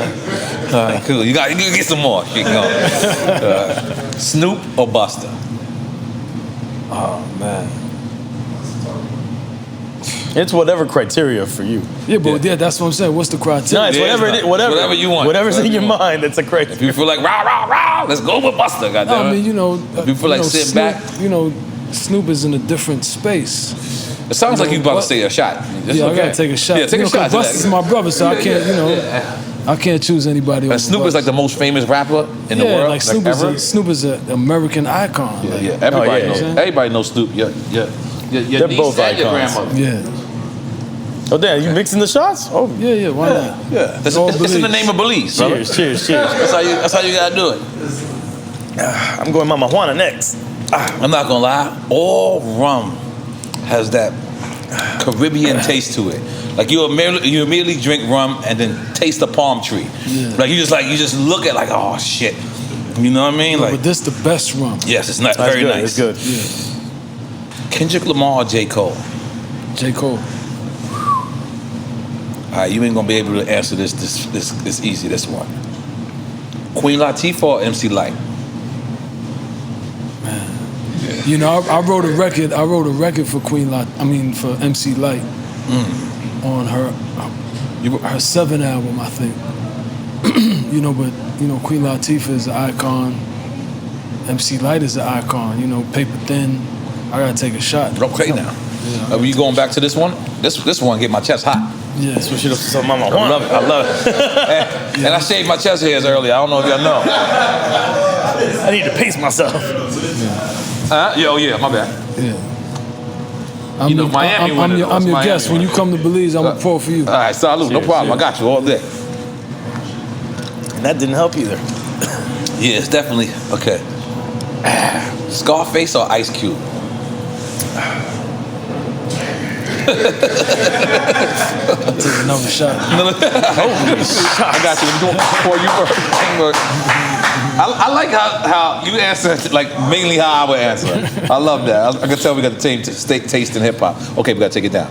Salute. Cheers, fellas. Cheers. Thank you for being here, Shyne. You definitely want you to know that. Hold on. I immediately see rum reminds me of Puerto Rico so much.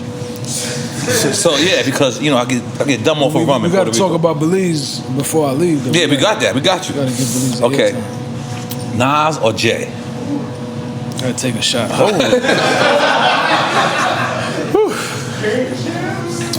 I'm gonna do a little one. Yeah. Get back in your cup. Man.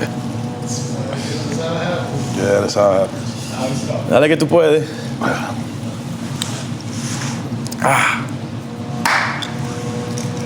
Yeah. Nicki or Cardi B? Nicki. Loyalty or respect? Both. Damn. That is the right answer. That's always the right answer. Yeah. Motherfuckers get mad complicated. Yeah. It's both. Salud. Salud. Okay.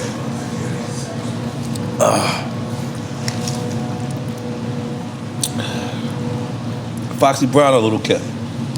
Foxy Brown. Let me get that Caribbean. Okay. Faith or Monica? Faith.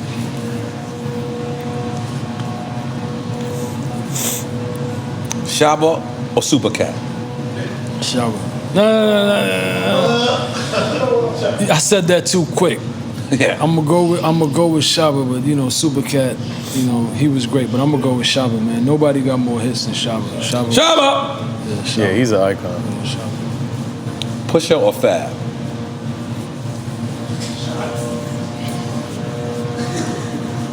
Shot. Okay. I was a little confused with that one too. Yeah. I think everybody's gonna be confused with this after. Buju or okay, you gotta finish. Oh, you poured a heavy one in the name of Belize. Belize is winning in this whole situation, baby. Cheers to Belize, bop, bop. I don't think I should did that, right? He's the House of Representative. Belize, wagwan. I need more of this beer. They sell it out here? No?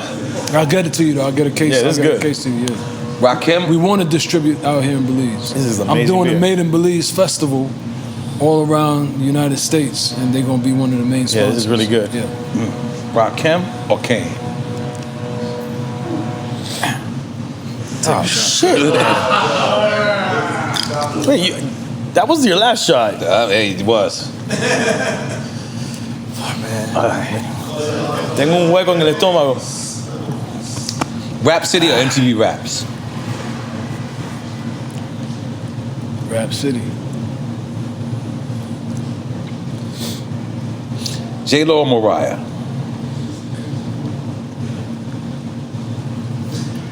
Mariah. You almost did a bit with J-Lo though. Not really. Not from his perspective. I'm fucking with you. All right, this is the last one. Boys in the Hood or Juice? Shot. Shot? Okay, that's cool. That's fair. Yeah. Okay. But you never asked my question about More or Less. More or Less, I've always wondered, is that Foxy on the song? But you didn't credit her for being on the song. I did. No, it doesn't say featuring Foxy Brown. It says featuring Foxy Brown on Gangland. I think that was an oversight. Oh yeah, I can show you it right now. My daughter's calling me right now. Okay. I'm on, let me just talk. It's not going through for some reason. Hold on.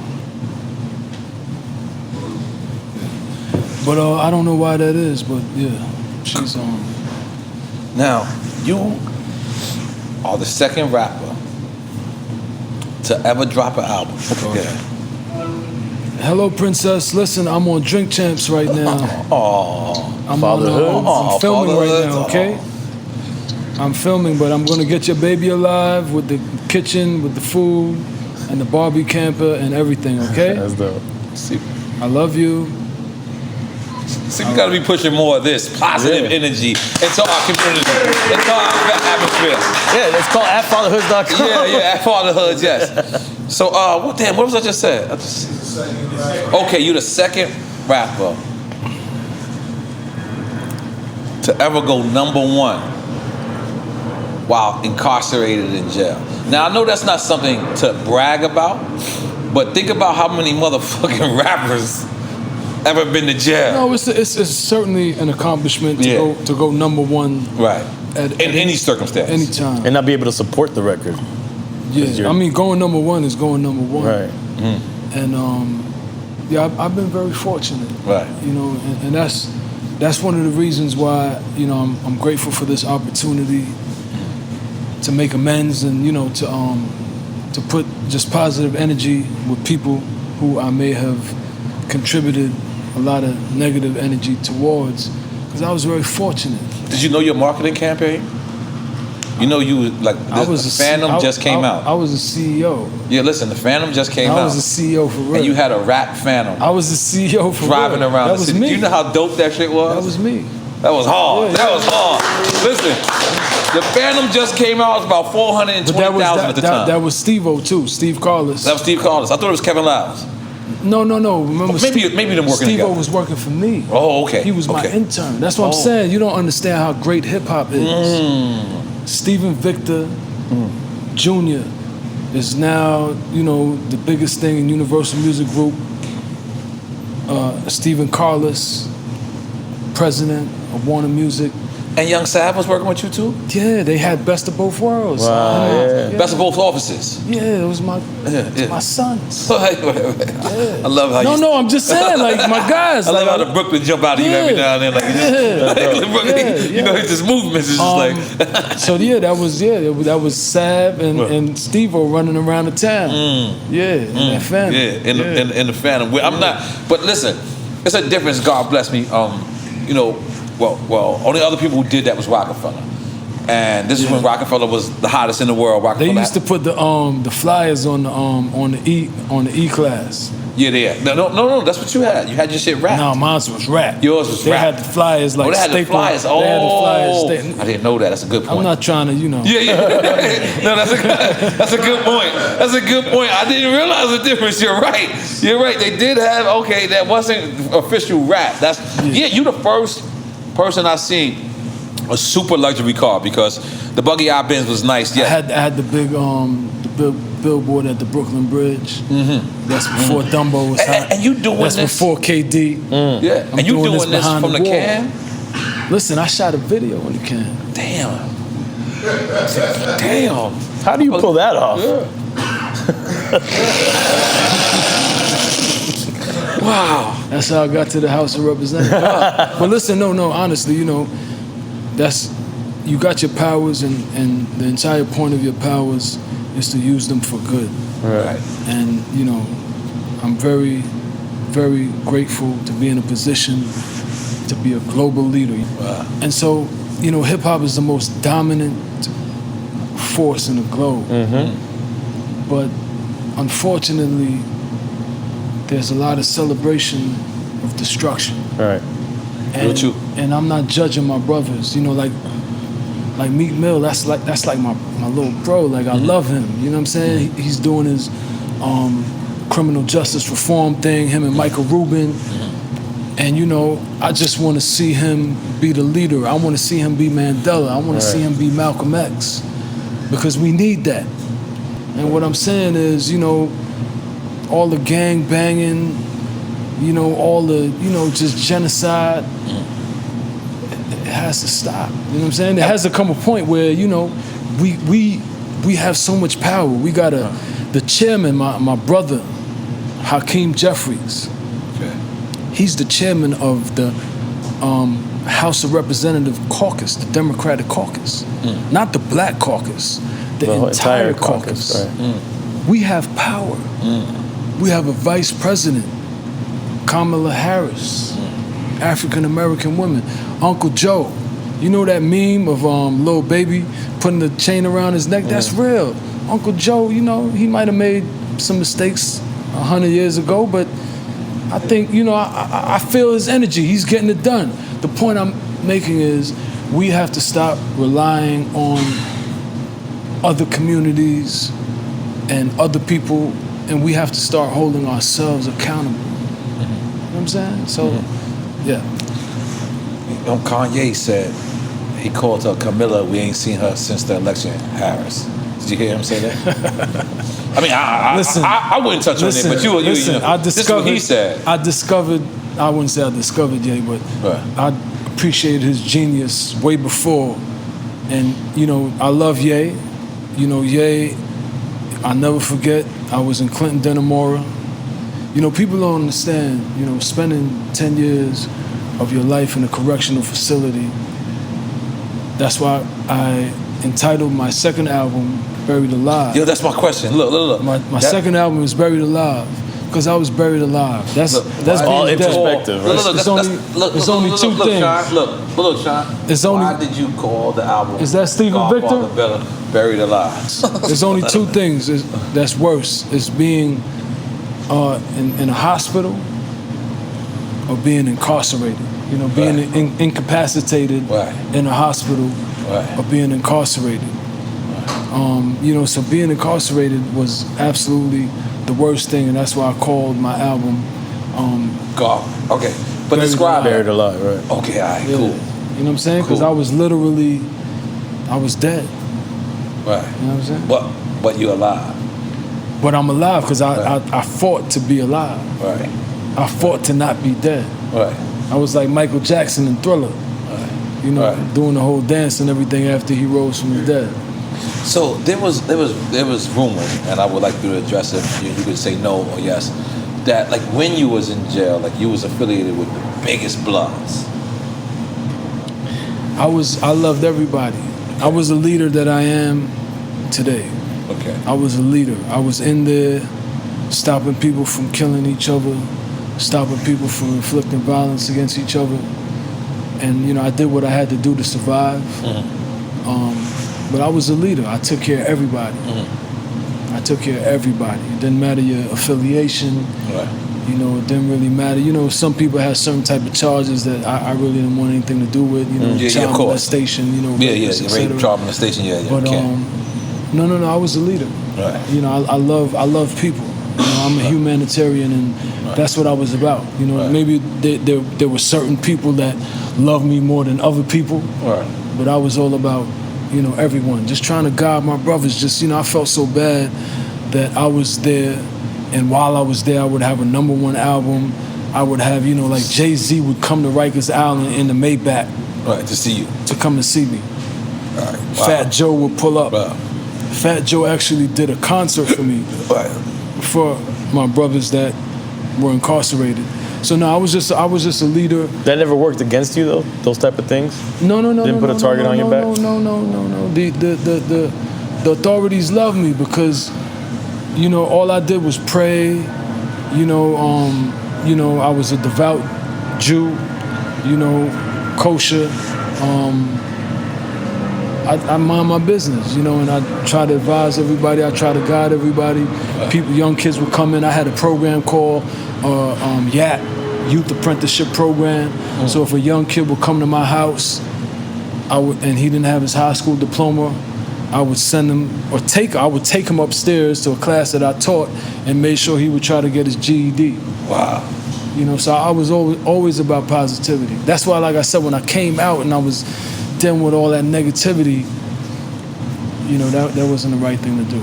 So, you know, so many people go to jail and they come back, you know, they come back blood, or they come back Crip, or they come back Muslim, or they come back Christian. Yeah. No one comes back Jewish. You know, the Israelites, the proper name for Jews are Israelites. And Israelites, for people who don't know, I'm not talking about those guys on 42nd Street. That's what I was about to say.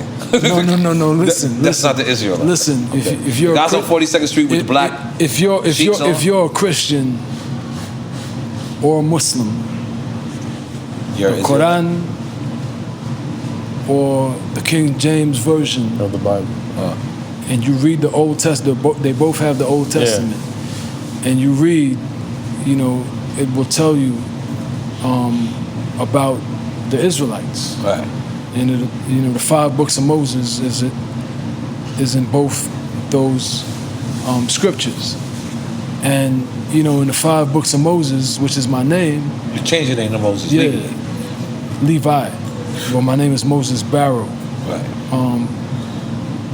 The 5 books of Moses documents the happenings of the Israelites.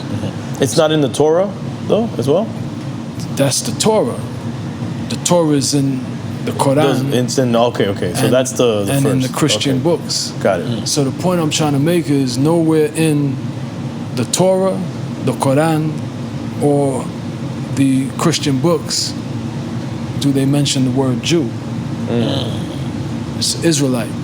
You know, Jew is just a misnomer. It's just a, you know, just a pseudo name, you know, just a and if you look at the journey of the Israelites, they were Africans. Egypt is in Africa. Right. North Africa, right. It's Africa. Right.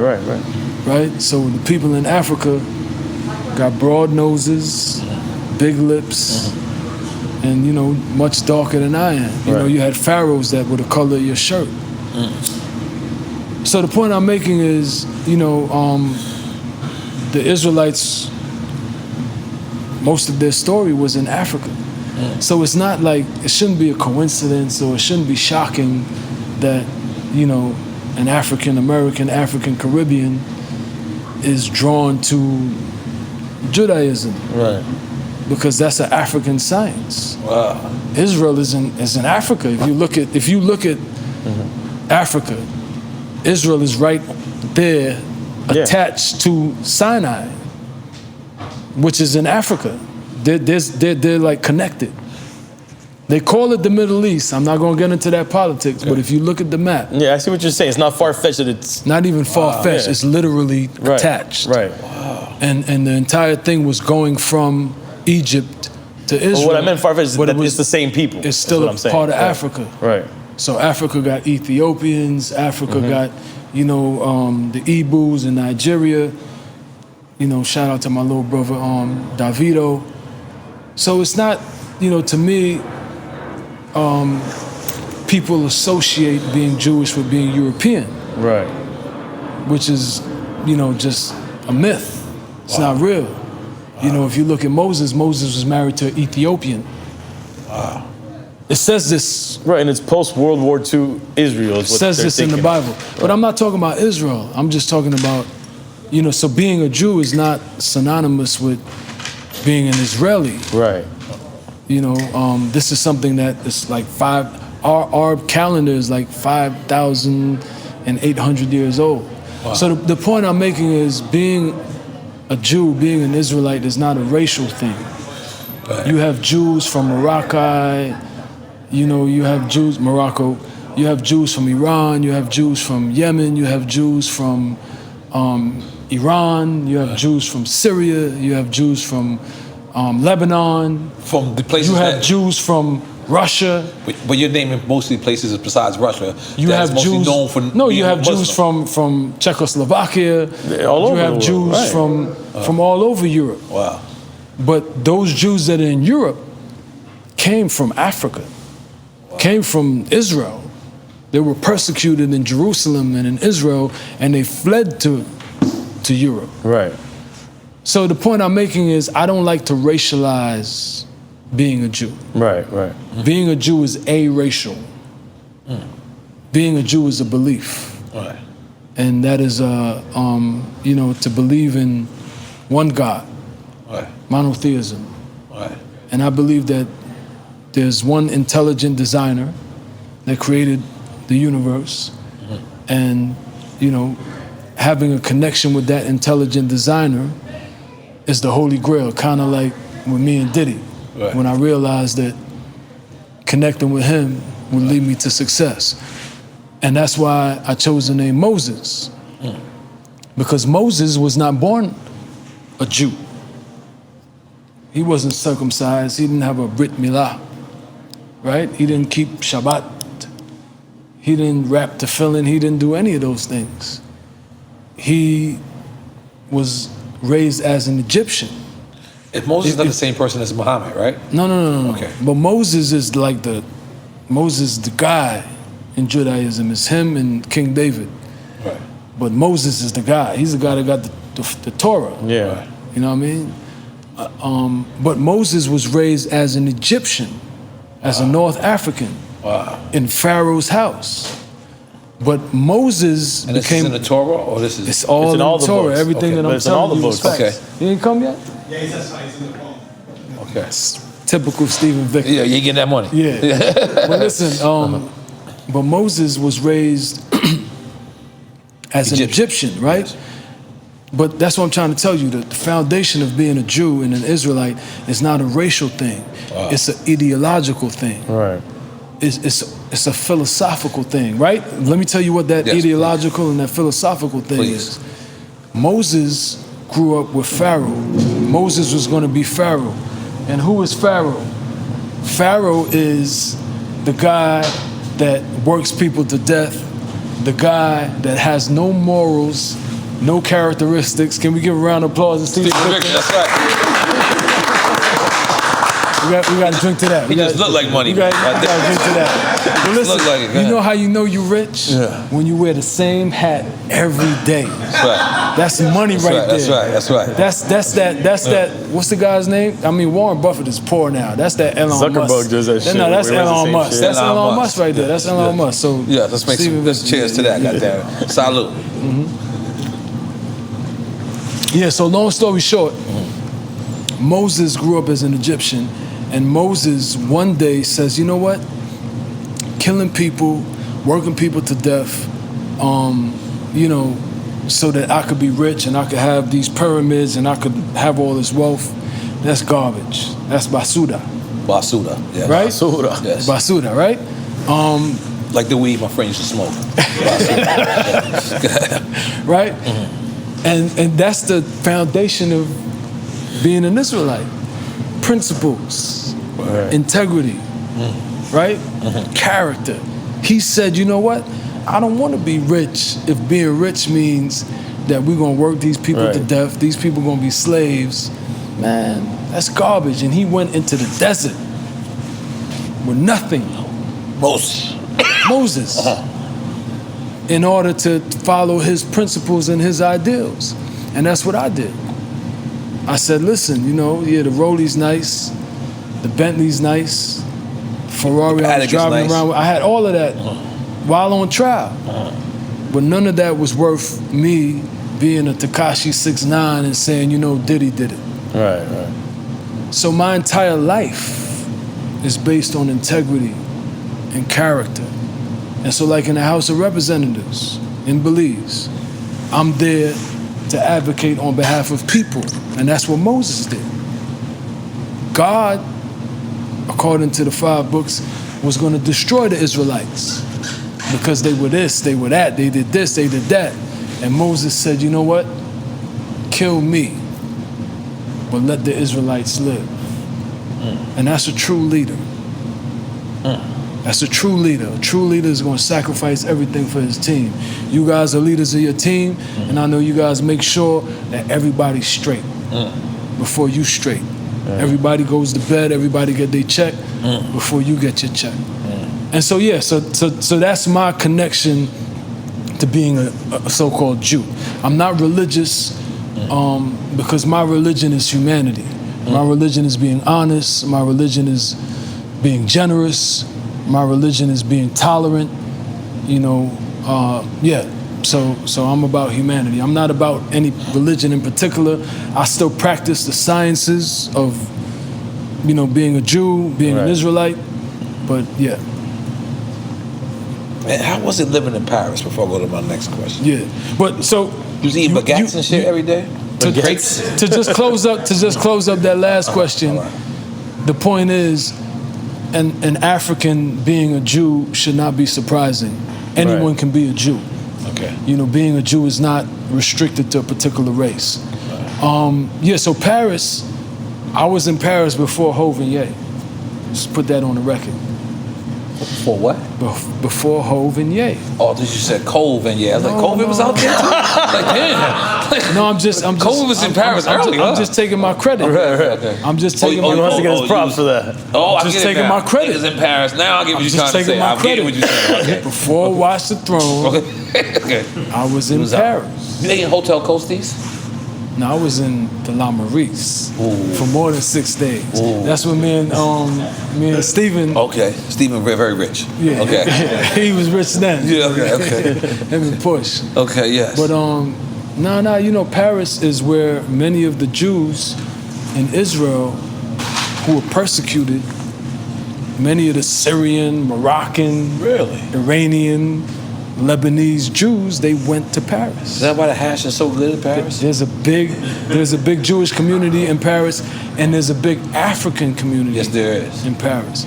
And Paris is so rich with culture and arts. Even though, you know, there's a lot of even though they did Haiti dirty, you know, they made Haiti pay all types of hundreds of billions of dollars because of Pierre Toussaint. Am I saying it right, Stephen? Yeah. Pierre Toussaint. He's the first African leader in the Caribbean. Destroyed the French in what is now the Republic of Haiti. Well, tell me he's from Haiti. 1804. He's from Haiti? Africans Look, who our Haitian friend, his heart is going like this right now. You gotta be careful. He is so happy. Africans who were transported from Africa to build the new Americas destroyed the French. Which was the biggest military at the time. Biggest military at the time. And they were so embarrassed and they had such big egos that they came back and they said, okay, yeah, you got your independence. You owe us. But you owe us. And that's why Haiti is the way it is right now. They just barely finished paying. Haiti's not the way it is right now because Haitians are so, you know, Mongolian or they're Nimrods or they're so inferior. It's because the Europeans in France made them pay hundreds of billions of dollars that could have went to their development. Right? So yeah. Is that through NATO that they made them pay? No. They made them pay for generations. Okay. So I'm sure the World Bank was involved in that too. You know, whatever it was, you know, they made them pay. Yeah. They made them pay. When you said Nimrod, is that the guy who like used to cut people's heads off? That's where they say that Christmas I'm trees just talking come about from? that ancient. Christmas trees come from there? Yeah, they say that Christmas ornaments is because Nimrod used to cut people's heads off and put it on trees. So the point is, we were talking about France. We were talking about France. Okay. But you know, the French. The reason France is so rich, the reason the UK is so rich, because of colonial exploits, is because of their extraction of wealth from the Caribbean using Africans. So Africans, you know, what I always tell those African boys and girls in Belize and African boys and girls everywhere, you know, never feel inferior. Never feel, you know, that you're something less. You're a pharaoh. You know, you're a king. That's where you come from. You were forced into slavery. And so the Europeans, the French, the United Kingdom, they got their wealth. They're the ultimate hustlers. The Portuguese as well. The ultimate killers and murderers and gangsters. Christopher Columbus, a part of that gang, right? Gangsters. He was a gangster. Yeah. You understand what I'm saying? And what they did to native people. They pillaged all native people. Pillaged, yeah. So, but you know, France, notwithstanding things that I just mentioned, there's a lot of culture there, very rich, a melting pot of different people, Arabs, Africans, Jews. Yeah, so I really loved it there. And where else was you living?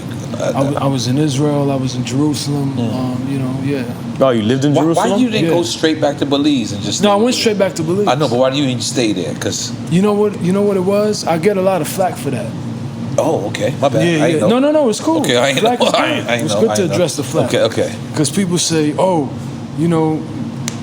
number one, when I was getting ready to be deported, I had the most expensive lawyer, and I had a whole team of people that wanted to fight for me to stay to Belize. Stay to the States. But my thing was, freedom is a must. And they told you to get deported in jail? No, I don't want to be incarcerated. I don't want to spend a day in prison. Right. The United States, I love the United States, it's my second home, but I want to be free. Right. I want to be free, So they're telling you you're going to be deported in jail? No, in Clinton? no, in the States, they're like, listen, we're going to fight, we're going to get a lawyer, we're going to make sure you stay, but you got to sit up for like 6 months, 12 months.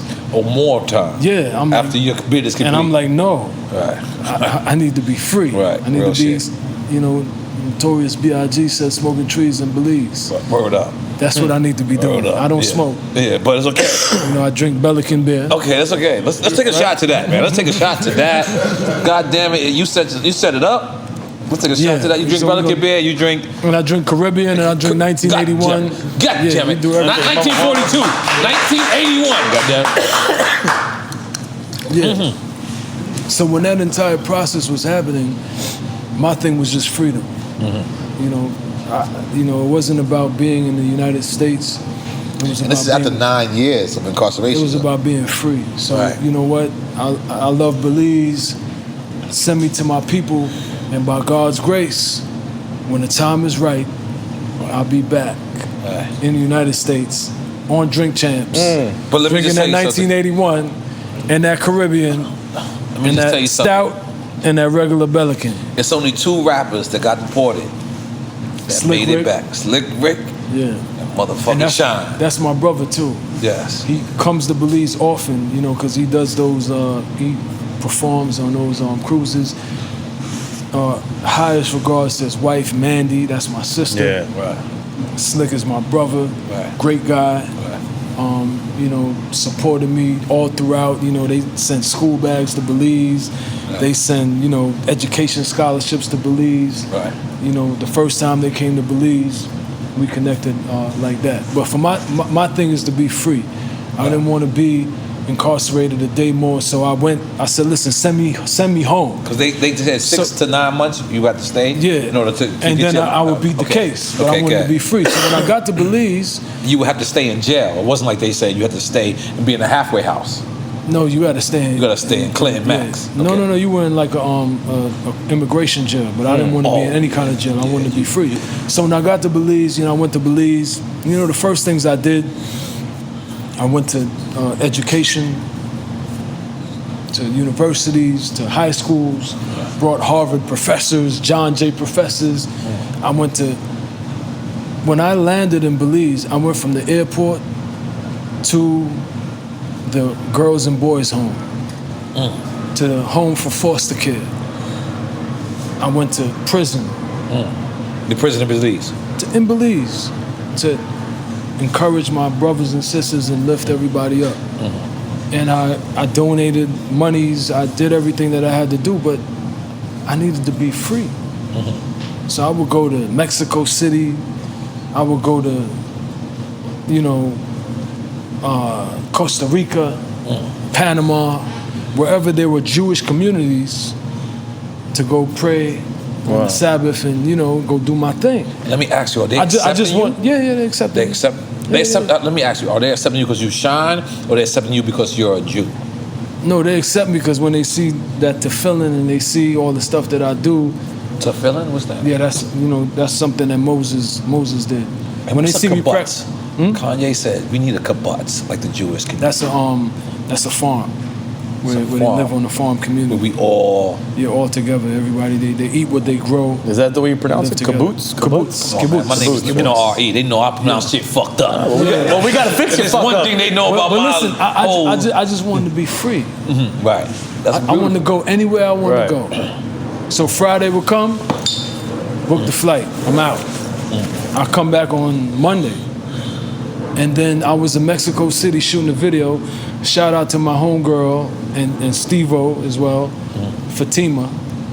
She's like the stylist. Dance coordinator? No. Fatima. Choreography? She's a stylist extraordinaire. She styled Swiss Beats and Metro, not Metro Boomin, sorry, the other kid, 21 Savage and all these hot kids. That was my stylist for that video. So I was shooting a video in Mexico City and it was Rosh Hashanah. That's the New Year, that's the Jewish New Year. And so every year when I was incarcerated for 9 years, I would say, next year in Jerusalem. And Jerusalem is the frequency center of the universe. Right. They said it get popular. Christians are there, Muslims are there, Jews are there, even Buddhists are there. That's the nuclear center of the world, right? So anyway, every year I would say next year in Jerusalem. So when I was in Mexico City, you know, I had the paper, let's go to Jerusalem. So I was just gonna go there for a couple of days, maybe a week, and I just stayed there.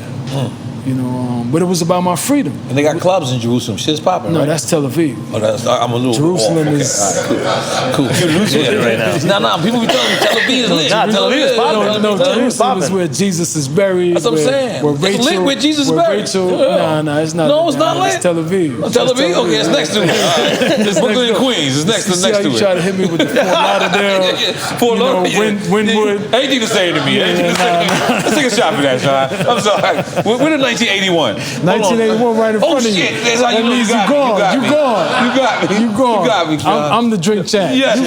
Cheers. Yo, Sean, hold on. Cheers. Sean, I want you to know. I want to reiterate what I was saying earlier. 1998 was the best year of my life.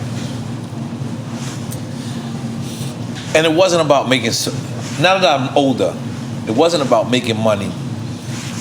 It wasn't about having the exposure. It was about having freedom. You know, I recently watched, you know, Kanye come here. That's the biggest show, right? Yeah, it is. Yeah. And then, but that's not why it was that's not the biggest to me to affected me. I recently watched this man just walk around by himself. Yeah. Like First me, off, I didn't like that. I'm driving a hoopty, what they would call a hoopty, park like all the way up the block. But, walk with all my bags. no. I fly economy too. no. But We all wanted a hoopty in our lives. what it's called is freedom. What it called is to do whatever the fuck you want. Steven Victor's, he's on the PJ. Yes. He's freedom as well. Yeah. Yes. He's on that PJ. Different kind of What I'm trying to say is, so in 1998, like let me get back to the point I was trying to make.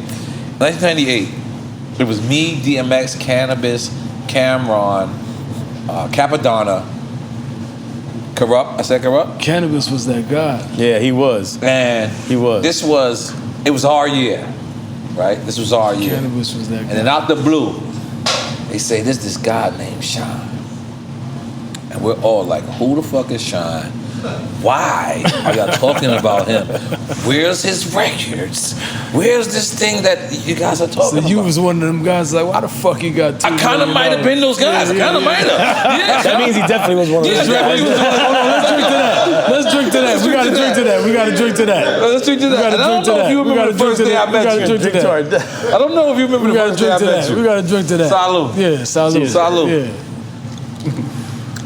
The rumor on the street was this guy, no record. That's why I kept asking. I don't know if y'all remember earlier. I kept Where's asking. the record? Where was the record that started your And he buzz? explained it. It's because it was No, just him. But by the way, spitting to all just these be people. clear, that was the first Instagram.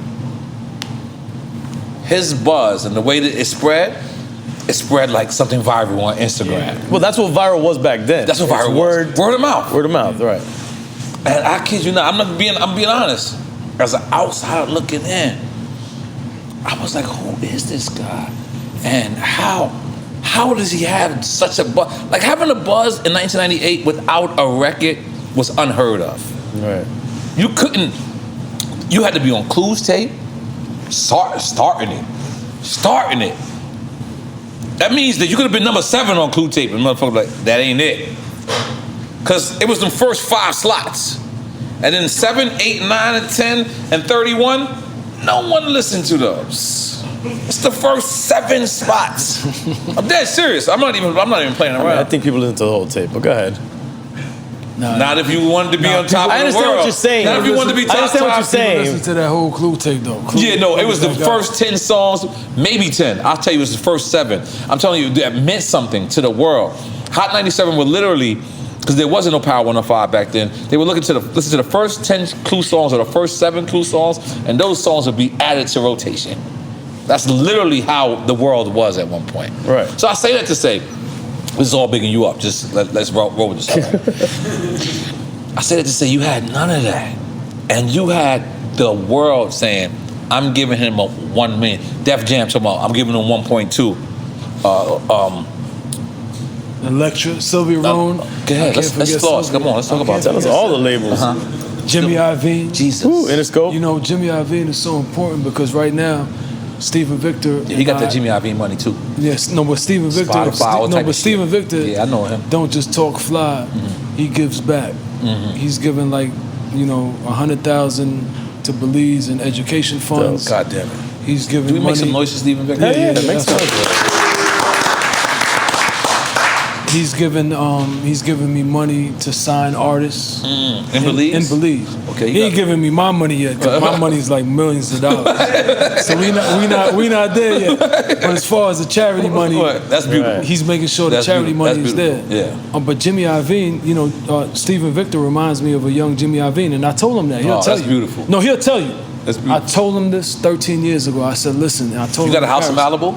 That's all you gotta do, and you're gonna be the black Jimmy Iovine. He got a house in Malibu he and got walk a house, around. He got a house. With your dog with no he got shoes a house. on. Go. But anyway, want a shot for that? I feel like that deserves a shot. That's a shot. Only Caribbean Yeah, shots. only Caribbean. No, 1981. 1981. I'm doing the Caribbean. Look, all y'all drinking 1942. But it's all Belize. It's all Belize. I noticed That's the name. I went to Dominican Republic. Sorry, guys. Stop, listen, but we calling this episode All Belize. All Belize. All Belize. All Belize. Except my mama. I take it to people. I gotta take a peep. But Jimmy Iovine told me, you know, when I went to sign with him, when he interviewed me. Look at the Dominicans. The Dominicans, they always want to charm in. His entire thing was, you know, you got to be self-contained. I don't want to sign nobody that I got to manage, and I got to, you know, micromanage. And, you know, that's why I said, you know, I give a round of applause to Stephen Victor, because that's what I'm telling my artists right now in Belize. I can't make them a hit.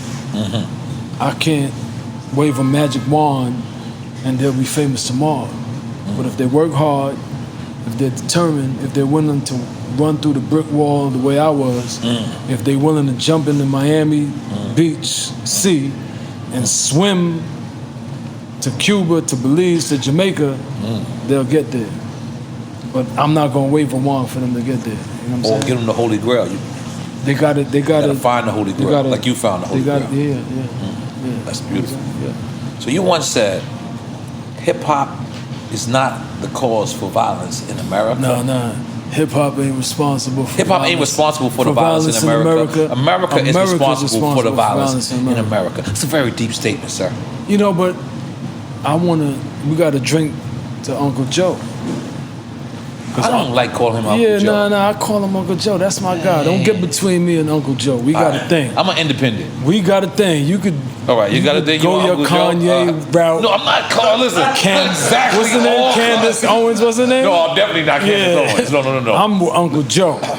Wait, if Candace Owens or Uncle Joe? Excuse me, Candace Owens or Joe? Oh, she's with the other guy. I'm not even gonna say his name. Yeah, that's a bad omen. No, listen. President Biden. What I like about President Biden is the fact that I love how we talking politics for the first time on the fact that, you know, he said he was gonna do 1, 2, 3, 4, 5, and he's doing that. So like what you voted. Listen, I love Kanye. I I'm love just saying, I'm Ye. just coming over this episode. Listen, so all I got is Ye on my that's mind. him. But And listen, Ye said this is not true. listen. Part of Okay, I'm not political. part of the brotherhood. I gotta listen. No, to but you. listen, Kanye ain't get elected. I got elected. Right. He got a 10 billion. Right. He got that over me. Right. But he didn't get elected. I got elected. He failed on that one. So I got him out on that. But that's still my brother. So we could trade notes. This is a strawberry swishers. Yeah. I'll do Daddy. Go ahead. Yeah. But the point I'm making is, President Biden, he said infrastructure. He said he was going, do this, do that. Black agenda. He Provide addressed the jobs. black agenda yet? We getting there. See, that's why I don't like No, this. but you can't. It's only, We need that first, It's only Sean. been a year. But he was Barack Obama right-hand man. Yeah, He supposed but to come out and bust his shit. No, it's only been a year. It's only been a year, and I'm telling you, right here on Drink Champs, I'm going to meet with President Biden, Okay. and I'll discuss. I like that. agenda. The black But you got but Obama didn't have a black agenda. But I'm not. He had an American agenda. We can't do that. We can't. And what I'm telling you, Rep Beatty, Rep Hakeem Jeffries. Right, but that's like saying Hold on. Rep can't blame Yvette Clarke, Stephen but hold Victor on. I'm for Doug telling you, Morris's all mistakes. the Congressional Black Caucus, they all standing up, clapping right now, because they brought this infrastructure bill, bipartisan bill, to pass, and that's the Congressional Black Caucus. So obviously, this infrastructure bill is affecting black people. And it's benefiting black people. I'm telling you, the head of the Congressional Black Caucus, you go to her page, she's like, oh yeah, we just passed this bill. And the Congressional Black Caucus is responsible for it. So what I'm saying is, President Biden, he's delivering, and I'm telling you, he's delivering. Right. I'm not going to disagree. We can't Stop making that face. Every time I make the face. We can't eat. You are checking me every time. We can't do everything in one day. Okay. Yes. All right. But I'm telling you, he's delivering. I'm happy that he's making moves, and I wish that in Belize, the government would do what they said they was going to do, because they not doing what they said they was going to do. Joe said infrastructure, and Joe just delivered infrastructure with the Republicans supporting. Because I'm not a Democrat, I'm not a Republican, I'm a moderate. I'm in the middle. I'm for whatever's best for people. I understand what Republicans say, I understand what Democrats say, and I'm for what's best for Belize and what's best for people. Yeah, so, yeah. Jesus. I give Uncle Joe the chain. You're not gonna change my mind. Wow. Kanye's still my man, but Uncle Joe get the chain. Drink to that. Drink to that. Yeah, Uncle Joe. I got more music questions because shit got real. All right. How was it working with Nate Dogg? Because there's Rest in so peace. many people that I'm trying won't to get a remember- chance because of his I'm demise. trying to remember who hit me with that song. Behind the Wall. Yep. I got the call. And did you realize Nate I got Dogg the was a call, real but listen, I got the call, and I was Real one. Like a He's real one. gangster. no, Did you know but that? Did you know that then? I'm not even gonna hold you. Like that's Victor's that's term. He's not gonna hold you. Right. I'm not even gonna hold you. I was not in the studio with Nate Dogg. Oh, so you never met him? Or did you meet him? You met him? I'm not sure if I met him, but I was in the studio with him for that song. Right. I was driving around New York City in that Bentley N.O.R.E. God damn it, you lost it. I like that. I had that. The 600, the Bentley, and the Range Rover. I don't it's even all remember the established. name of that watch you got on, right? You got to This remind is the me. masterpiece. This is what I got on. It's the I had, masterpiece. I had the platinum masterpiece. Okay, yeah, I had the platinum masterpiece too. You Thank got the gold joint on. Yeah, I got gold down. Yeah, down. people don't even know what that is, right? Yeah. I hear No, I had you. the platinum masterpiece Yeah. in 2001. Oh, I had it in 1998. Continue. You know, I've been getting money too. Right? Let me shut up. fill up. Y'all are regressing right now. Yeah. No, fuck that. Fuck that. He was the man in 1988 too. Bro, I want to know. So was I, nigga. Look, I was outside. Oh, damn, my shop is much bigger than yours. Hold on. But continue, John. Relax. You need to relax. I know. I gotta relax. You need to relax, buddy. He got me hype right now. No. You need to relax. So anyway, I was driving around New York City in that Bentley N.O.R.E, had that platinum masterpiece. And I got the call. It was like, yo, Corrupt. You know what I mean? Right. They want you to hit that remix. And you know, Corrupt is that guy. Yeah, yes, he super is. talented. Yes. Shout out Corrupt. That whole crew. Daz, Nate Dogg, The whole dog pound. You know what I'm saying? So for me, it was like an honor. It's like, got the call from them. You know, I want to give Swiss Beats his flowers as well. Absolutely. He was like one of the first guys that hit me when the album dropped and was like, and that's how we ended up doing Shyne, which was on his album. I forgot the name of his album. Who's Swiss? His first album. I'm on that joint too. You talking about the compilation? Compilation. Yeah. Come on, Haz, where you at, man? He called me for that record. That was one of the best records I ever did. Again, pulled up in the N.O.R.E. You know, because Bentley's was that was like the thing back then. If you had it. Again, to my young African American brothers, Latin American brothers, don't spend what you don't have. Save your money. Invest. Grow your money. Right. You know, don't spend what you don't have. But anyway, back then, spending what you don't have, that was a part of the culture. Let's make some noise for spinning music. We're not making noise. We just Every now and then I like to do it, man. Fuck it. I just live on the edge. Nah, man. don't do it. Don't do it. So anyway, I was driving around the town, and yeah, Swiss called me. He made that beat. Can we play that? Do we got a music guy? Hold on, you got my man already Googling the other shit? You got to do the Shine. And then we could definitely pull it up. I don't think we got enough No, but Wi-Fi. that beat is crazy. No, what was the shit you was For all my Googling? Martin Maple women, just shine. You forgot we was Googling? Anyway, Swiss called me. Yeah, what's Oh, the name of Swiss the first album. Yeah. What's it called? No, but it's on the Godfather. No, that's he had a compilation before that. Nah, he had an album. Hold on. Yeah. But listen, anyway. Just put some beats and look at his catalog on Wikipedia. Go ahead. But yeah, so this the record right here. Okay. Yeah, I thought that was Godfather Paradise. Yeah, but that was on Swiss album. Oh, it started on Swiss album. Listen, I did not write this verse. What? I did not write this verse. Freestyled it. Swiss was on 45th Street, right the next street after Daddy's house.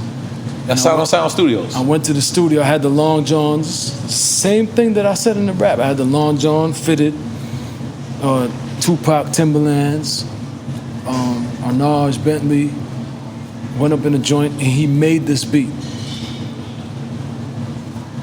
And I listened to the beat for like 10 minutes, 15 minutes. And then you freestyled the rap. And then I made this rap. Like you said, you didn't write it. I made that rap. You freestyled it. I made that rap. I had a conversation. But you freestyled it. Yeah. No one wrote it for you.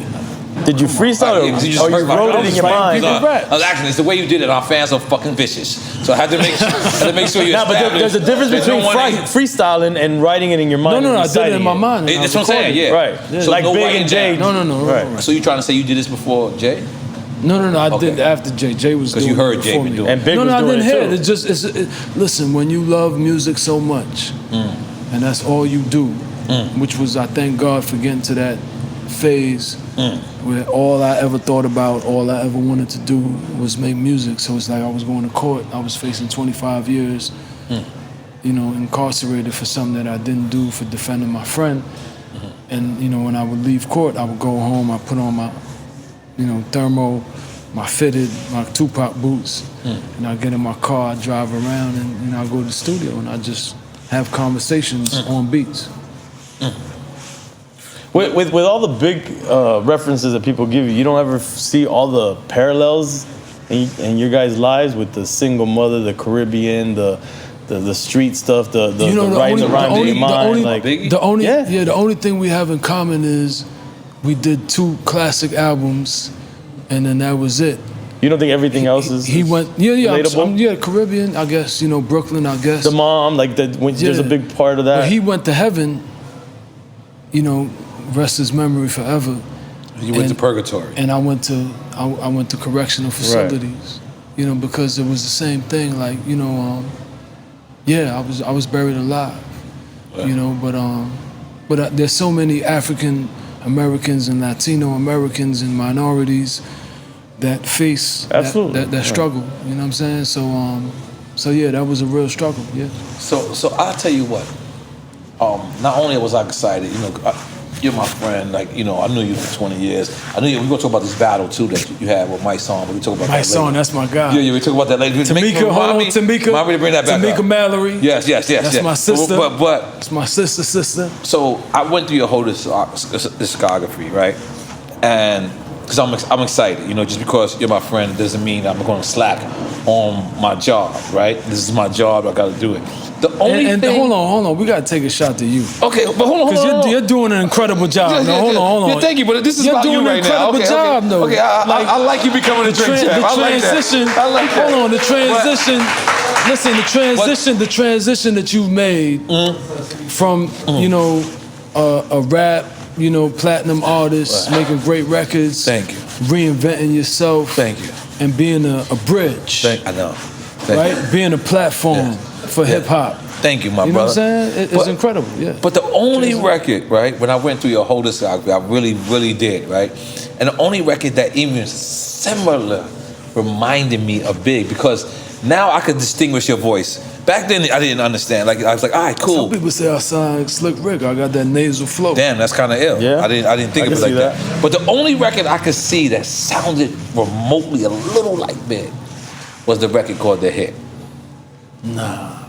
Because it reminded me of Gloria from Astoria. Like, that type of... I was telling the story. Yeah. I was telling the story. Yeah. You know what I'm saying? But if you... That's the only record. But if you listen to that story's crazy. No, it is. It's fucking insane, yeah. Yeah. But that story was from hanging with guys like Zip. Von Zip, you're talking about. Von Zip. Rest in peace. Rest his soul. Rest in peace, yes. Hanging with, guys on the West Coast. Guys in Baltimore, guys in Atlanta that, were really living that life. Rest in peace to Anthony Wolf Jones. God bless him. My brother. That's the homie. That's my brother. That's the homie. All the information that they were giving me, that's what was really happening. And again, that goes back, to Oliver North. Goes back to Ronald Reagan. Iran-Contra. Noriega was made Noriega. by was a CIA asset. powers that be. So yeah, all that information. Yeah, Big Meech. Right. Big Meech. He older than dirt. You know what I mean? He been around. He looked young, but he was there back in the '80s, the early '80s. Wow. Yeah, crack cocaine era. Wow. So we spoke about Nate earlier, right? Yeah. But you also got a record called That's Gangsta. I'm gonna tell a secret right now, and I'm gonna give flowers. You sampled I'm gonna give Diddy flowers, but not just Doc, not just the DOC, who was a hero. And I picked every beat for the Shyne album. I'm really the executive producer of Shyne album.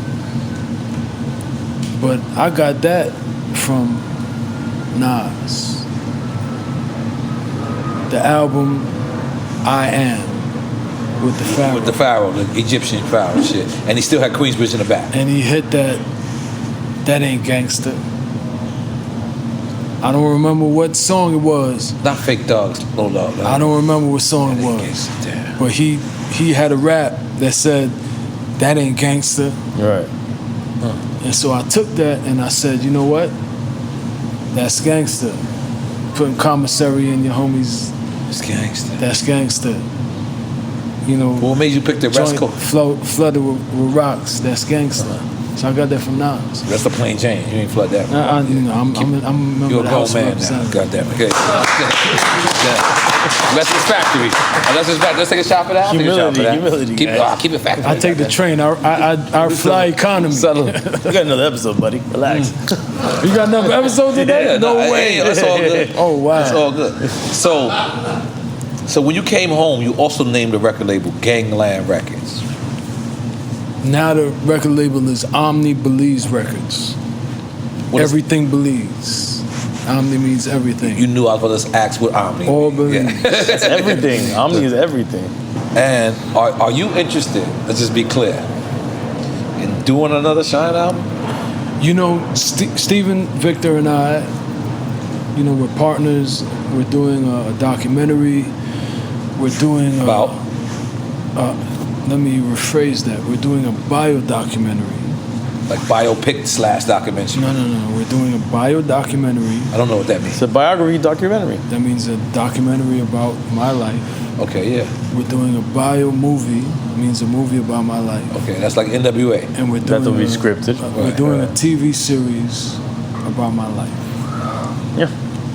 So all of those 3 assets will be accompanied with albums inspired by those assets. Wow. So the TV series, we hope, you know, that'll be a couple of years, because in Belize is a narco trafficking hub of, you know, Central Definitely didn't know America. this movie was going. All of the cocaine like and the heroin stop-off comes point. from Venezuela, Right. Colombia, stops in Belize, Really? goes to Mexico, Yeah. Guatemala, Honduras, Nicaragua, unfortunately.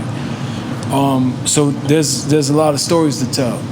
Wow. A lot of stories to tell. I definitely didn't know that. Yeah. Yeah. So you getting your cocaine Belize from Narcos. You don't know that. Belize Narcos. Yeah. He's Colombian. He's Colombian. Yeah, Belize Narcos is real. So Wow. there's a lot of stories to tell. They got a Belize Narcos? I said Belize was in Narcos. Whoa. But we got the Belize Narcos. But again, Belize is not going to be known for that. Belize is going to be known. Right. Let's just be clear. Belize is going to be known for the first rap prime minister. Right. Putting that out there. You Right. know, I'll be the first rap prime minister. When is the time to One run for day. that? You know, that could happen in a couple of years. You know, we don't know. Okay. And weed is legal in Belize, right? We don't know. You took that we don't know and you transitioned that into weed. You're a real rapper. No, I'm just. You have not changed any bit. But yeah, you know, It is legalized. I'm a member of the House of Representatives National Security Committee, and we just legalized weed. Yeah. God damn. So I got to take this opportunity to acknowledge, you know, my friend. Man, you're gonna make me forget her name with all these shots. Gloria from Washington D.C. They say Gloria from Washington Heights. I say I know her too. No, not Gloria. Not Gloria from Astoria. Okay, I know her too. Gloria, and my guy Cal from Washington D.C. We doing the Cannafest. They're gonna do a cannabis festival in Belize. You need smoke champs there. So let me ask Yeah, you, we're gonna fly you out. We're gonna flute you out. because you had the biggest boss there was. This We incident. gotta talk about this House of Representative thing, though, man. Okay, let's come back to We that. still I promise. talking about Bad I promise. Boy. No. 'Cause I just gotta establish this one thing, Yeah. right? And then we go to the Might Sound Bad, and then we go to the House of Representatives. I Yeah, all promise. right, yeah. But The House of Representative thing was I got you. hard. That so, was difficult. but you locked up. You are, for lack of a better term, like we established earlier, the New York Tupac, the industry Tupac, and the world's Tupac. Inspired so many people. You know, cheers to my little brother Game. Are we taking another one? I'm in. Yeah, cheers to my little brother Game, who never shied away from talking about how much I inspired him and how much, you know, Cheers, fellas. I contributed to his rap career. I inspired so many people. So the number is, again, you was the first person that Def Jam gave $2 million in jail. Was that something? Am I They way gave me off? much more than $2 million. Much more? Goddamn, let's make some And noise. then they gave me, Come on, let's make some noise for that. yeah. You know, cheers to L.A. Reid. L.A. Reid? Yeah, Okay, it was L.A. him? Reid. Yeah, L.A. All right, Reid. L.A. Reid. Kevin Lyles, 300. Yeah, and But you in jail. How does this work? Do they put that in your commissary? Not at all. I'm fucking with you. That would be a crazy conversation. I know that's not how it works. I'm just fucking with you. They gave it to Mama Love. Okay, Mama Love. Mama so Love. Mama Love. She was. So Mama Love get to check Mama Love. Cheers to my mother. Cheers to Mama Love. Mama Love different. Mama Love we got first. Who did Mama Love do? Mama Love got the first. That's what's up. That's what's up. Big up to every black mama out there. Did your mom go to Belize with you? Does she live in Belize as well now? She was born in Belize. No, she's still in the States. Okay. But for all the time that I was incarcerated, she never worked. Wow. Today she doesn't work. That's amazing. I gave her all my royalties, That's dope. all my assets, Beautiful. and music, and take care of her. Beautiful. But she's been through a lot.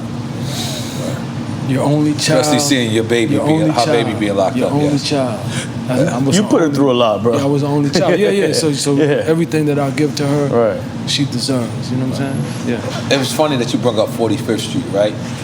Because 45th Street, I don't know if you know, when you said that was a studio called Sound on Sound. That's where we did No, all. that's where I was. Yeah, we did all our. That's where I did. That's where I did the first song to my album.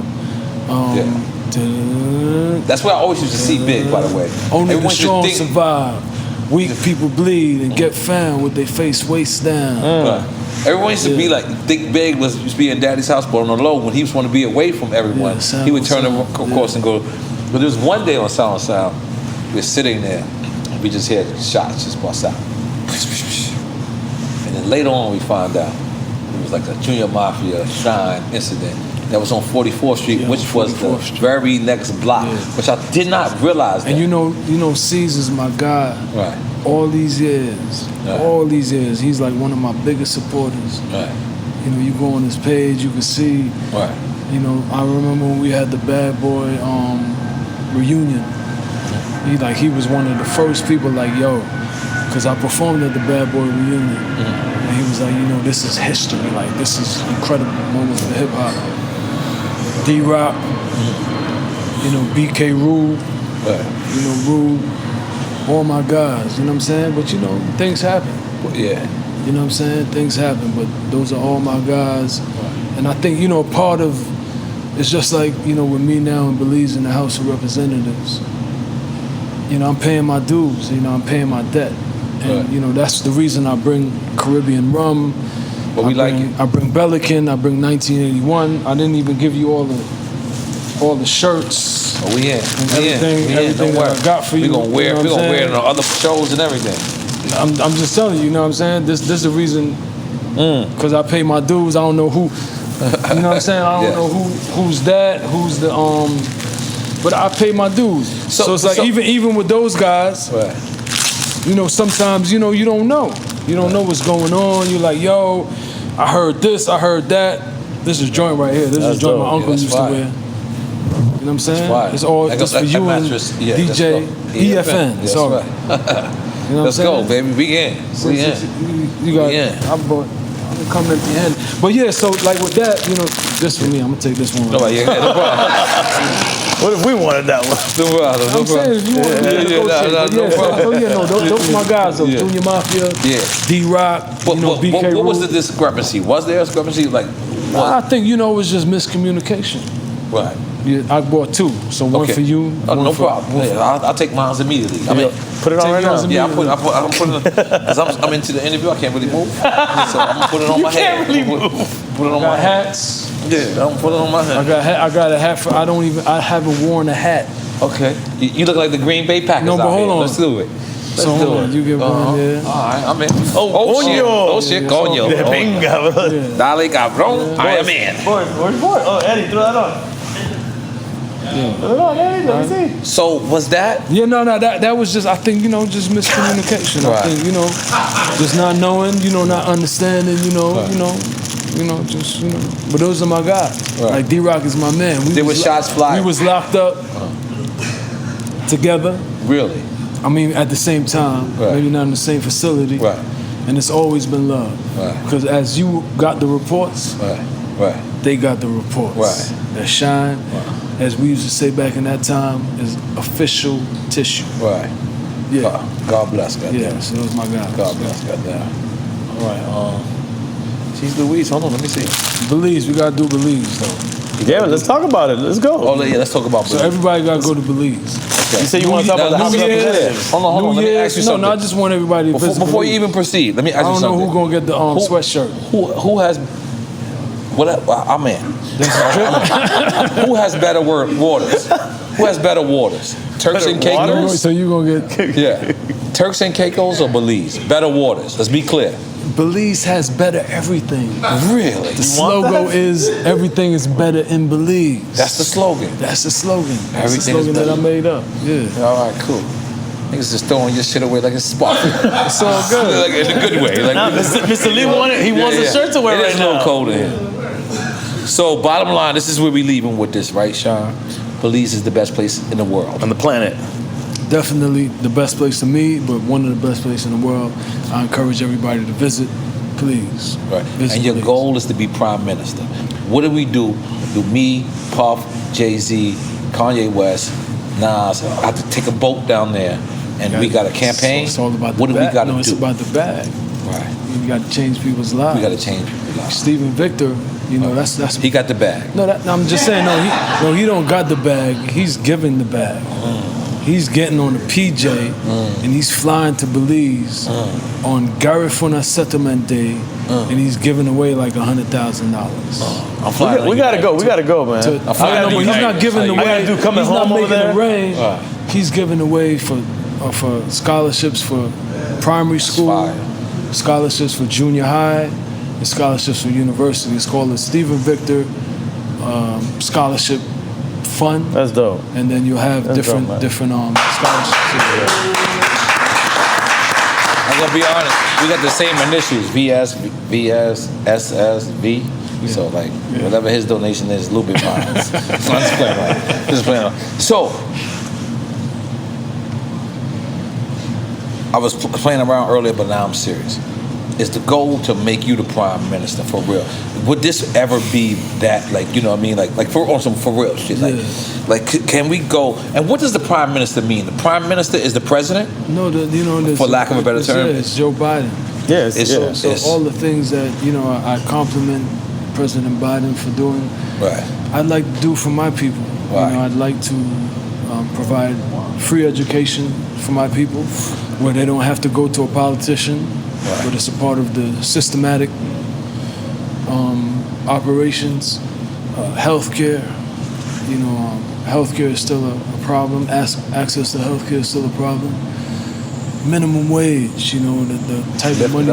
Yeah, we got to raise the minimum wage.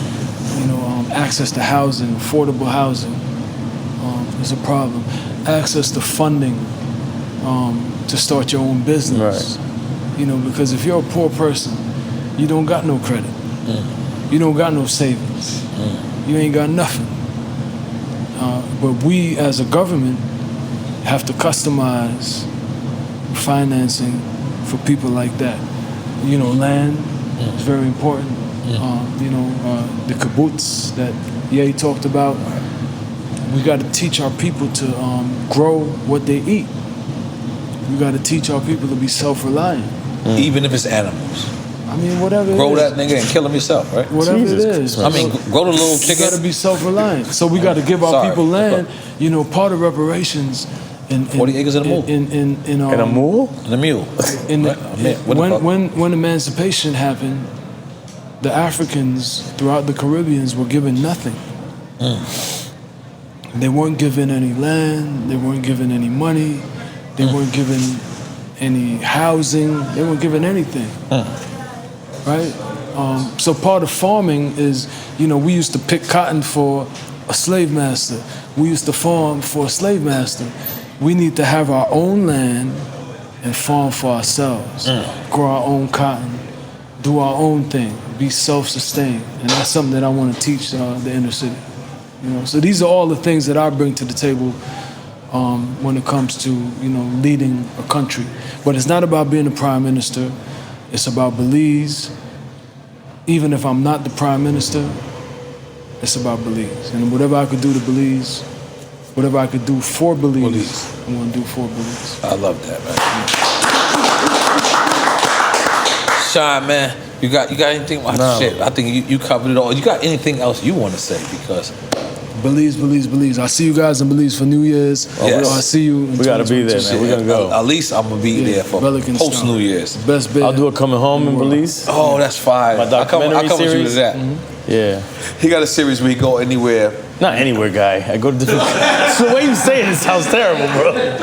I go to different countries, but I want to go to Belize. Yeah. He got a lot of unsafe shit. It's no, man. I don't be one Belize to go. Belize is good. Belize I go to is good. Belize. I go. You know, our children, our people in Belize, they just need opportunity. Absolutely. They just need hope. And for the last 40 years, we've had politicians that are only concerned with themselves. And, you know, once you have that, then, you know, the people becomes cannibalism, you know. Right. I got to Who eat. else is from Belize? You know, my young guy, he left. His name is Steven Kosa. Victor? No. Kosa was here. Yeah, this kid Kosa, he produces with Russian. A Russian is the kid that produces for Vibes Cartel and Shenseea and a bunch of the big Jamaican artists. Bumbleclad. You know, but Kosa is a Belizean kid, grew up in Belize. When I first went back to Belize, one of the things that I did was I had a listening session every week with a studio called Heights of Vibes. You know, my brethren called Father Lee. Father Lee, not Father Lee. Father Lee. And this kid, Kosa, was a part of that system. You know what I'm saying? And he produced record for Kevin Gates, Bad Bunny, you know, Jay Balvin, all these guys. You know what I'm saying? So we got, you know, Buster's guy, OT Genesis. He's from Belize. He's a Garifuna. He's a Garifuna just like me. You know what I mean? So, you know, we got some Belizean stuff. God damn it, man. Let's make some noise for Belize. We're gonna take a picture and do a couple of drops and that's it. Yeah. Yeah, man. Thank you, Shyne.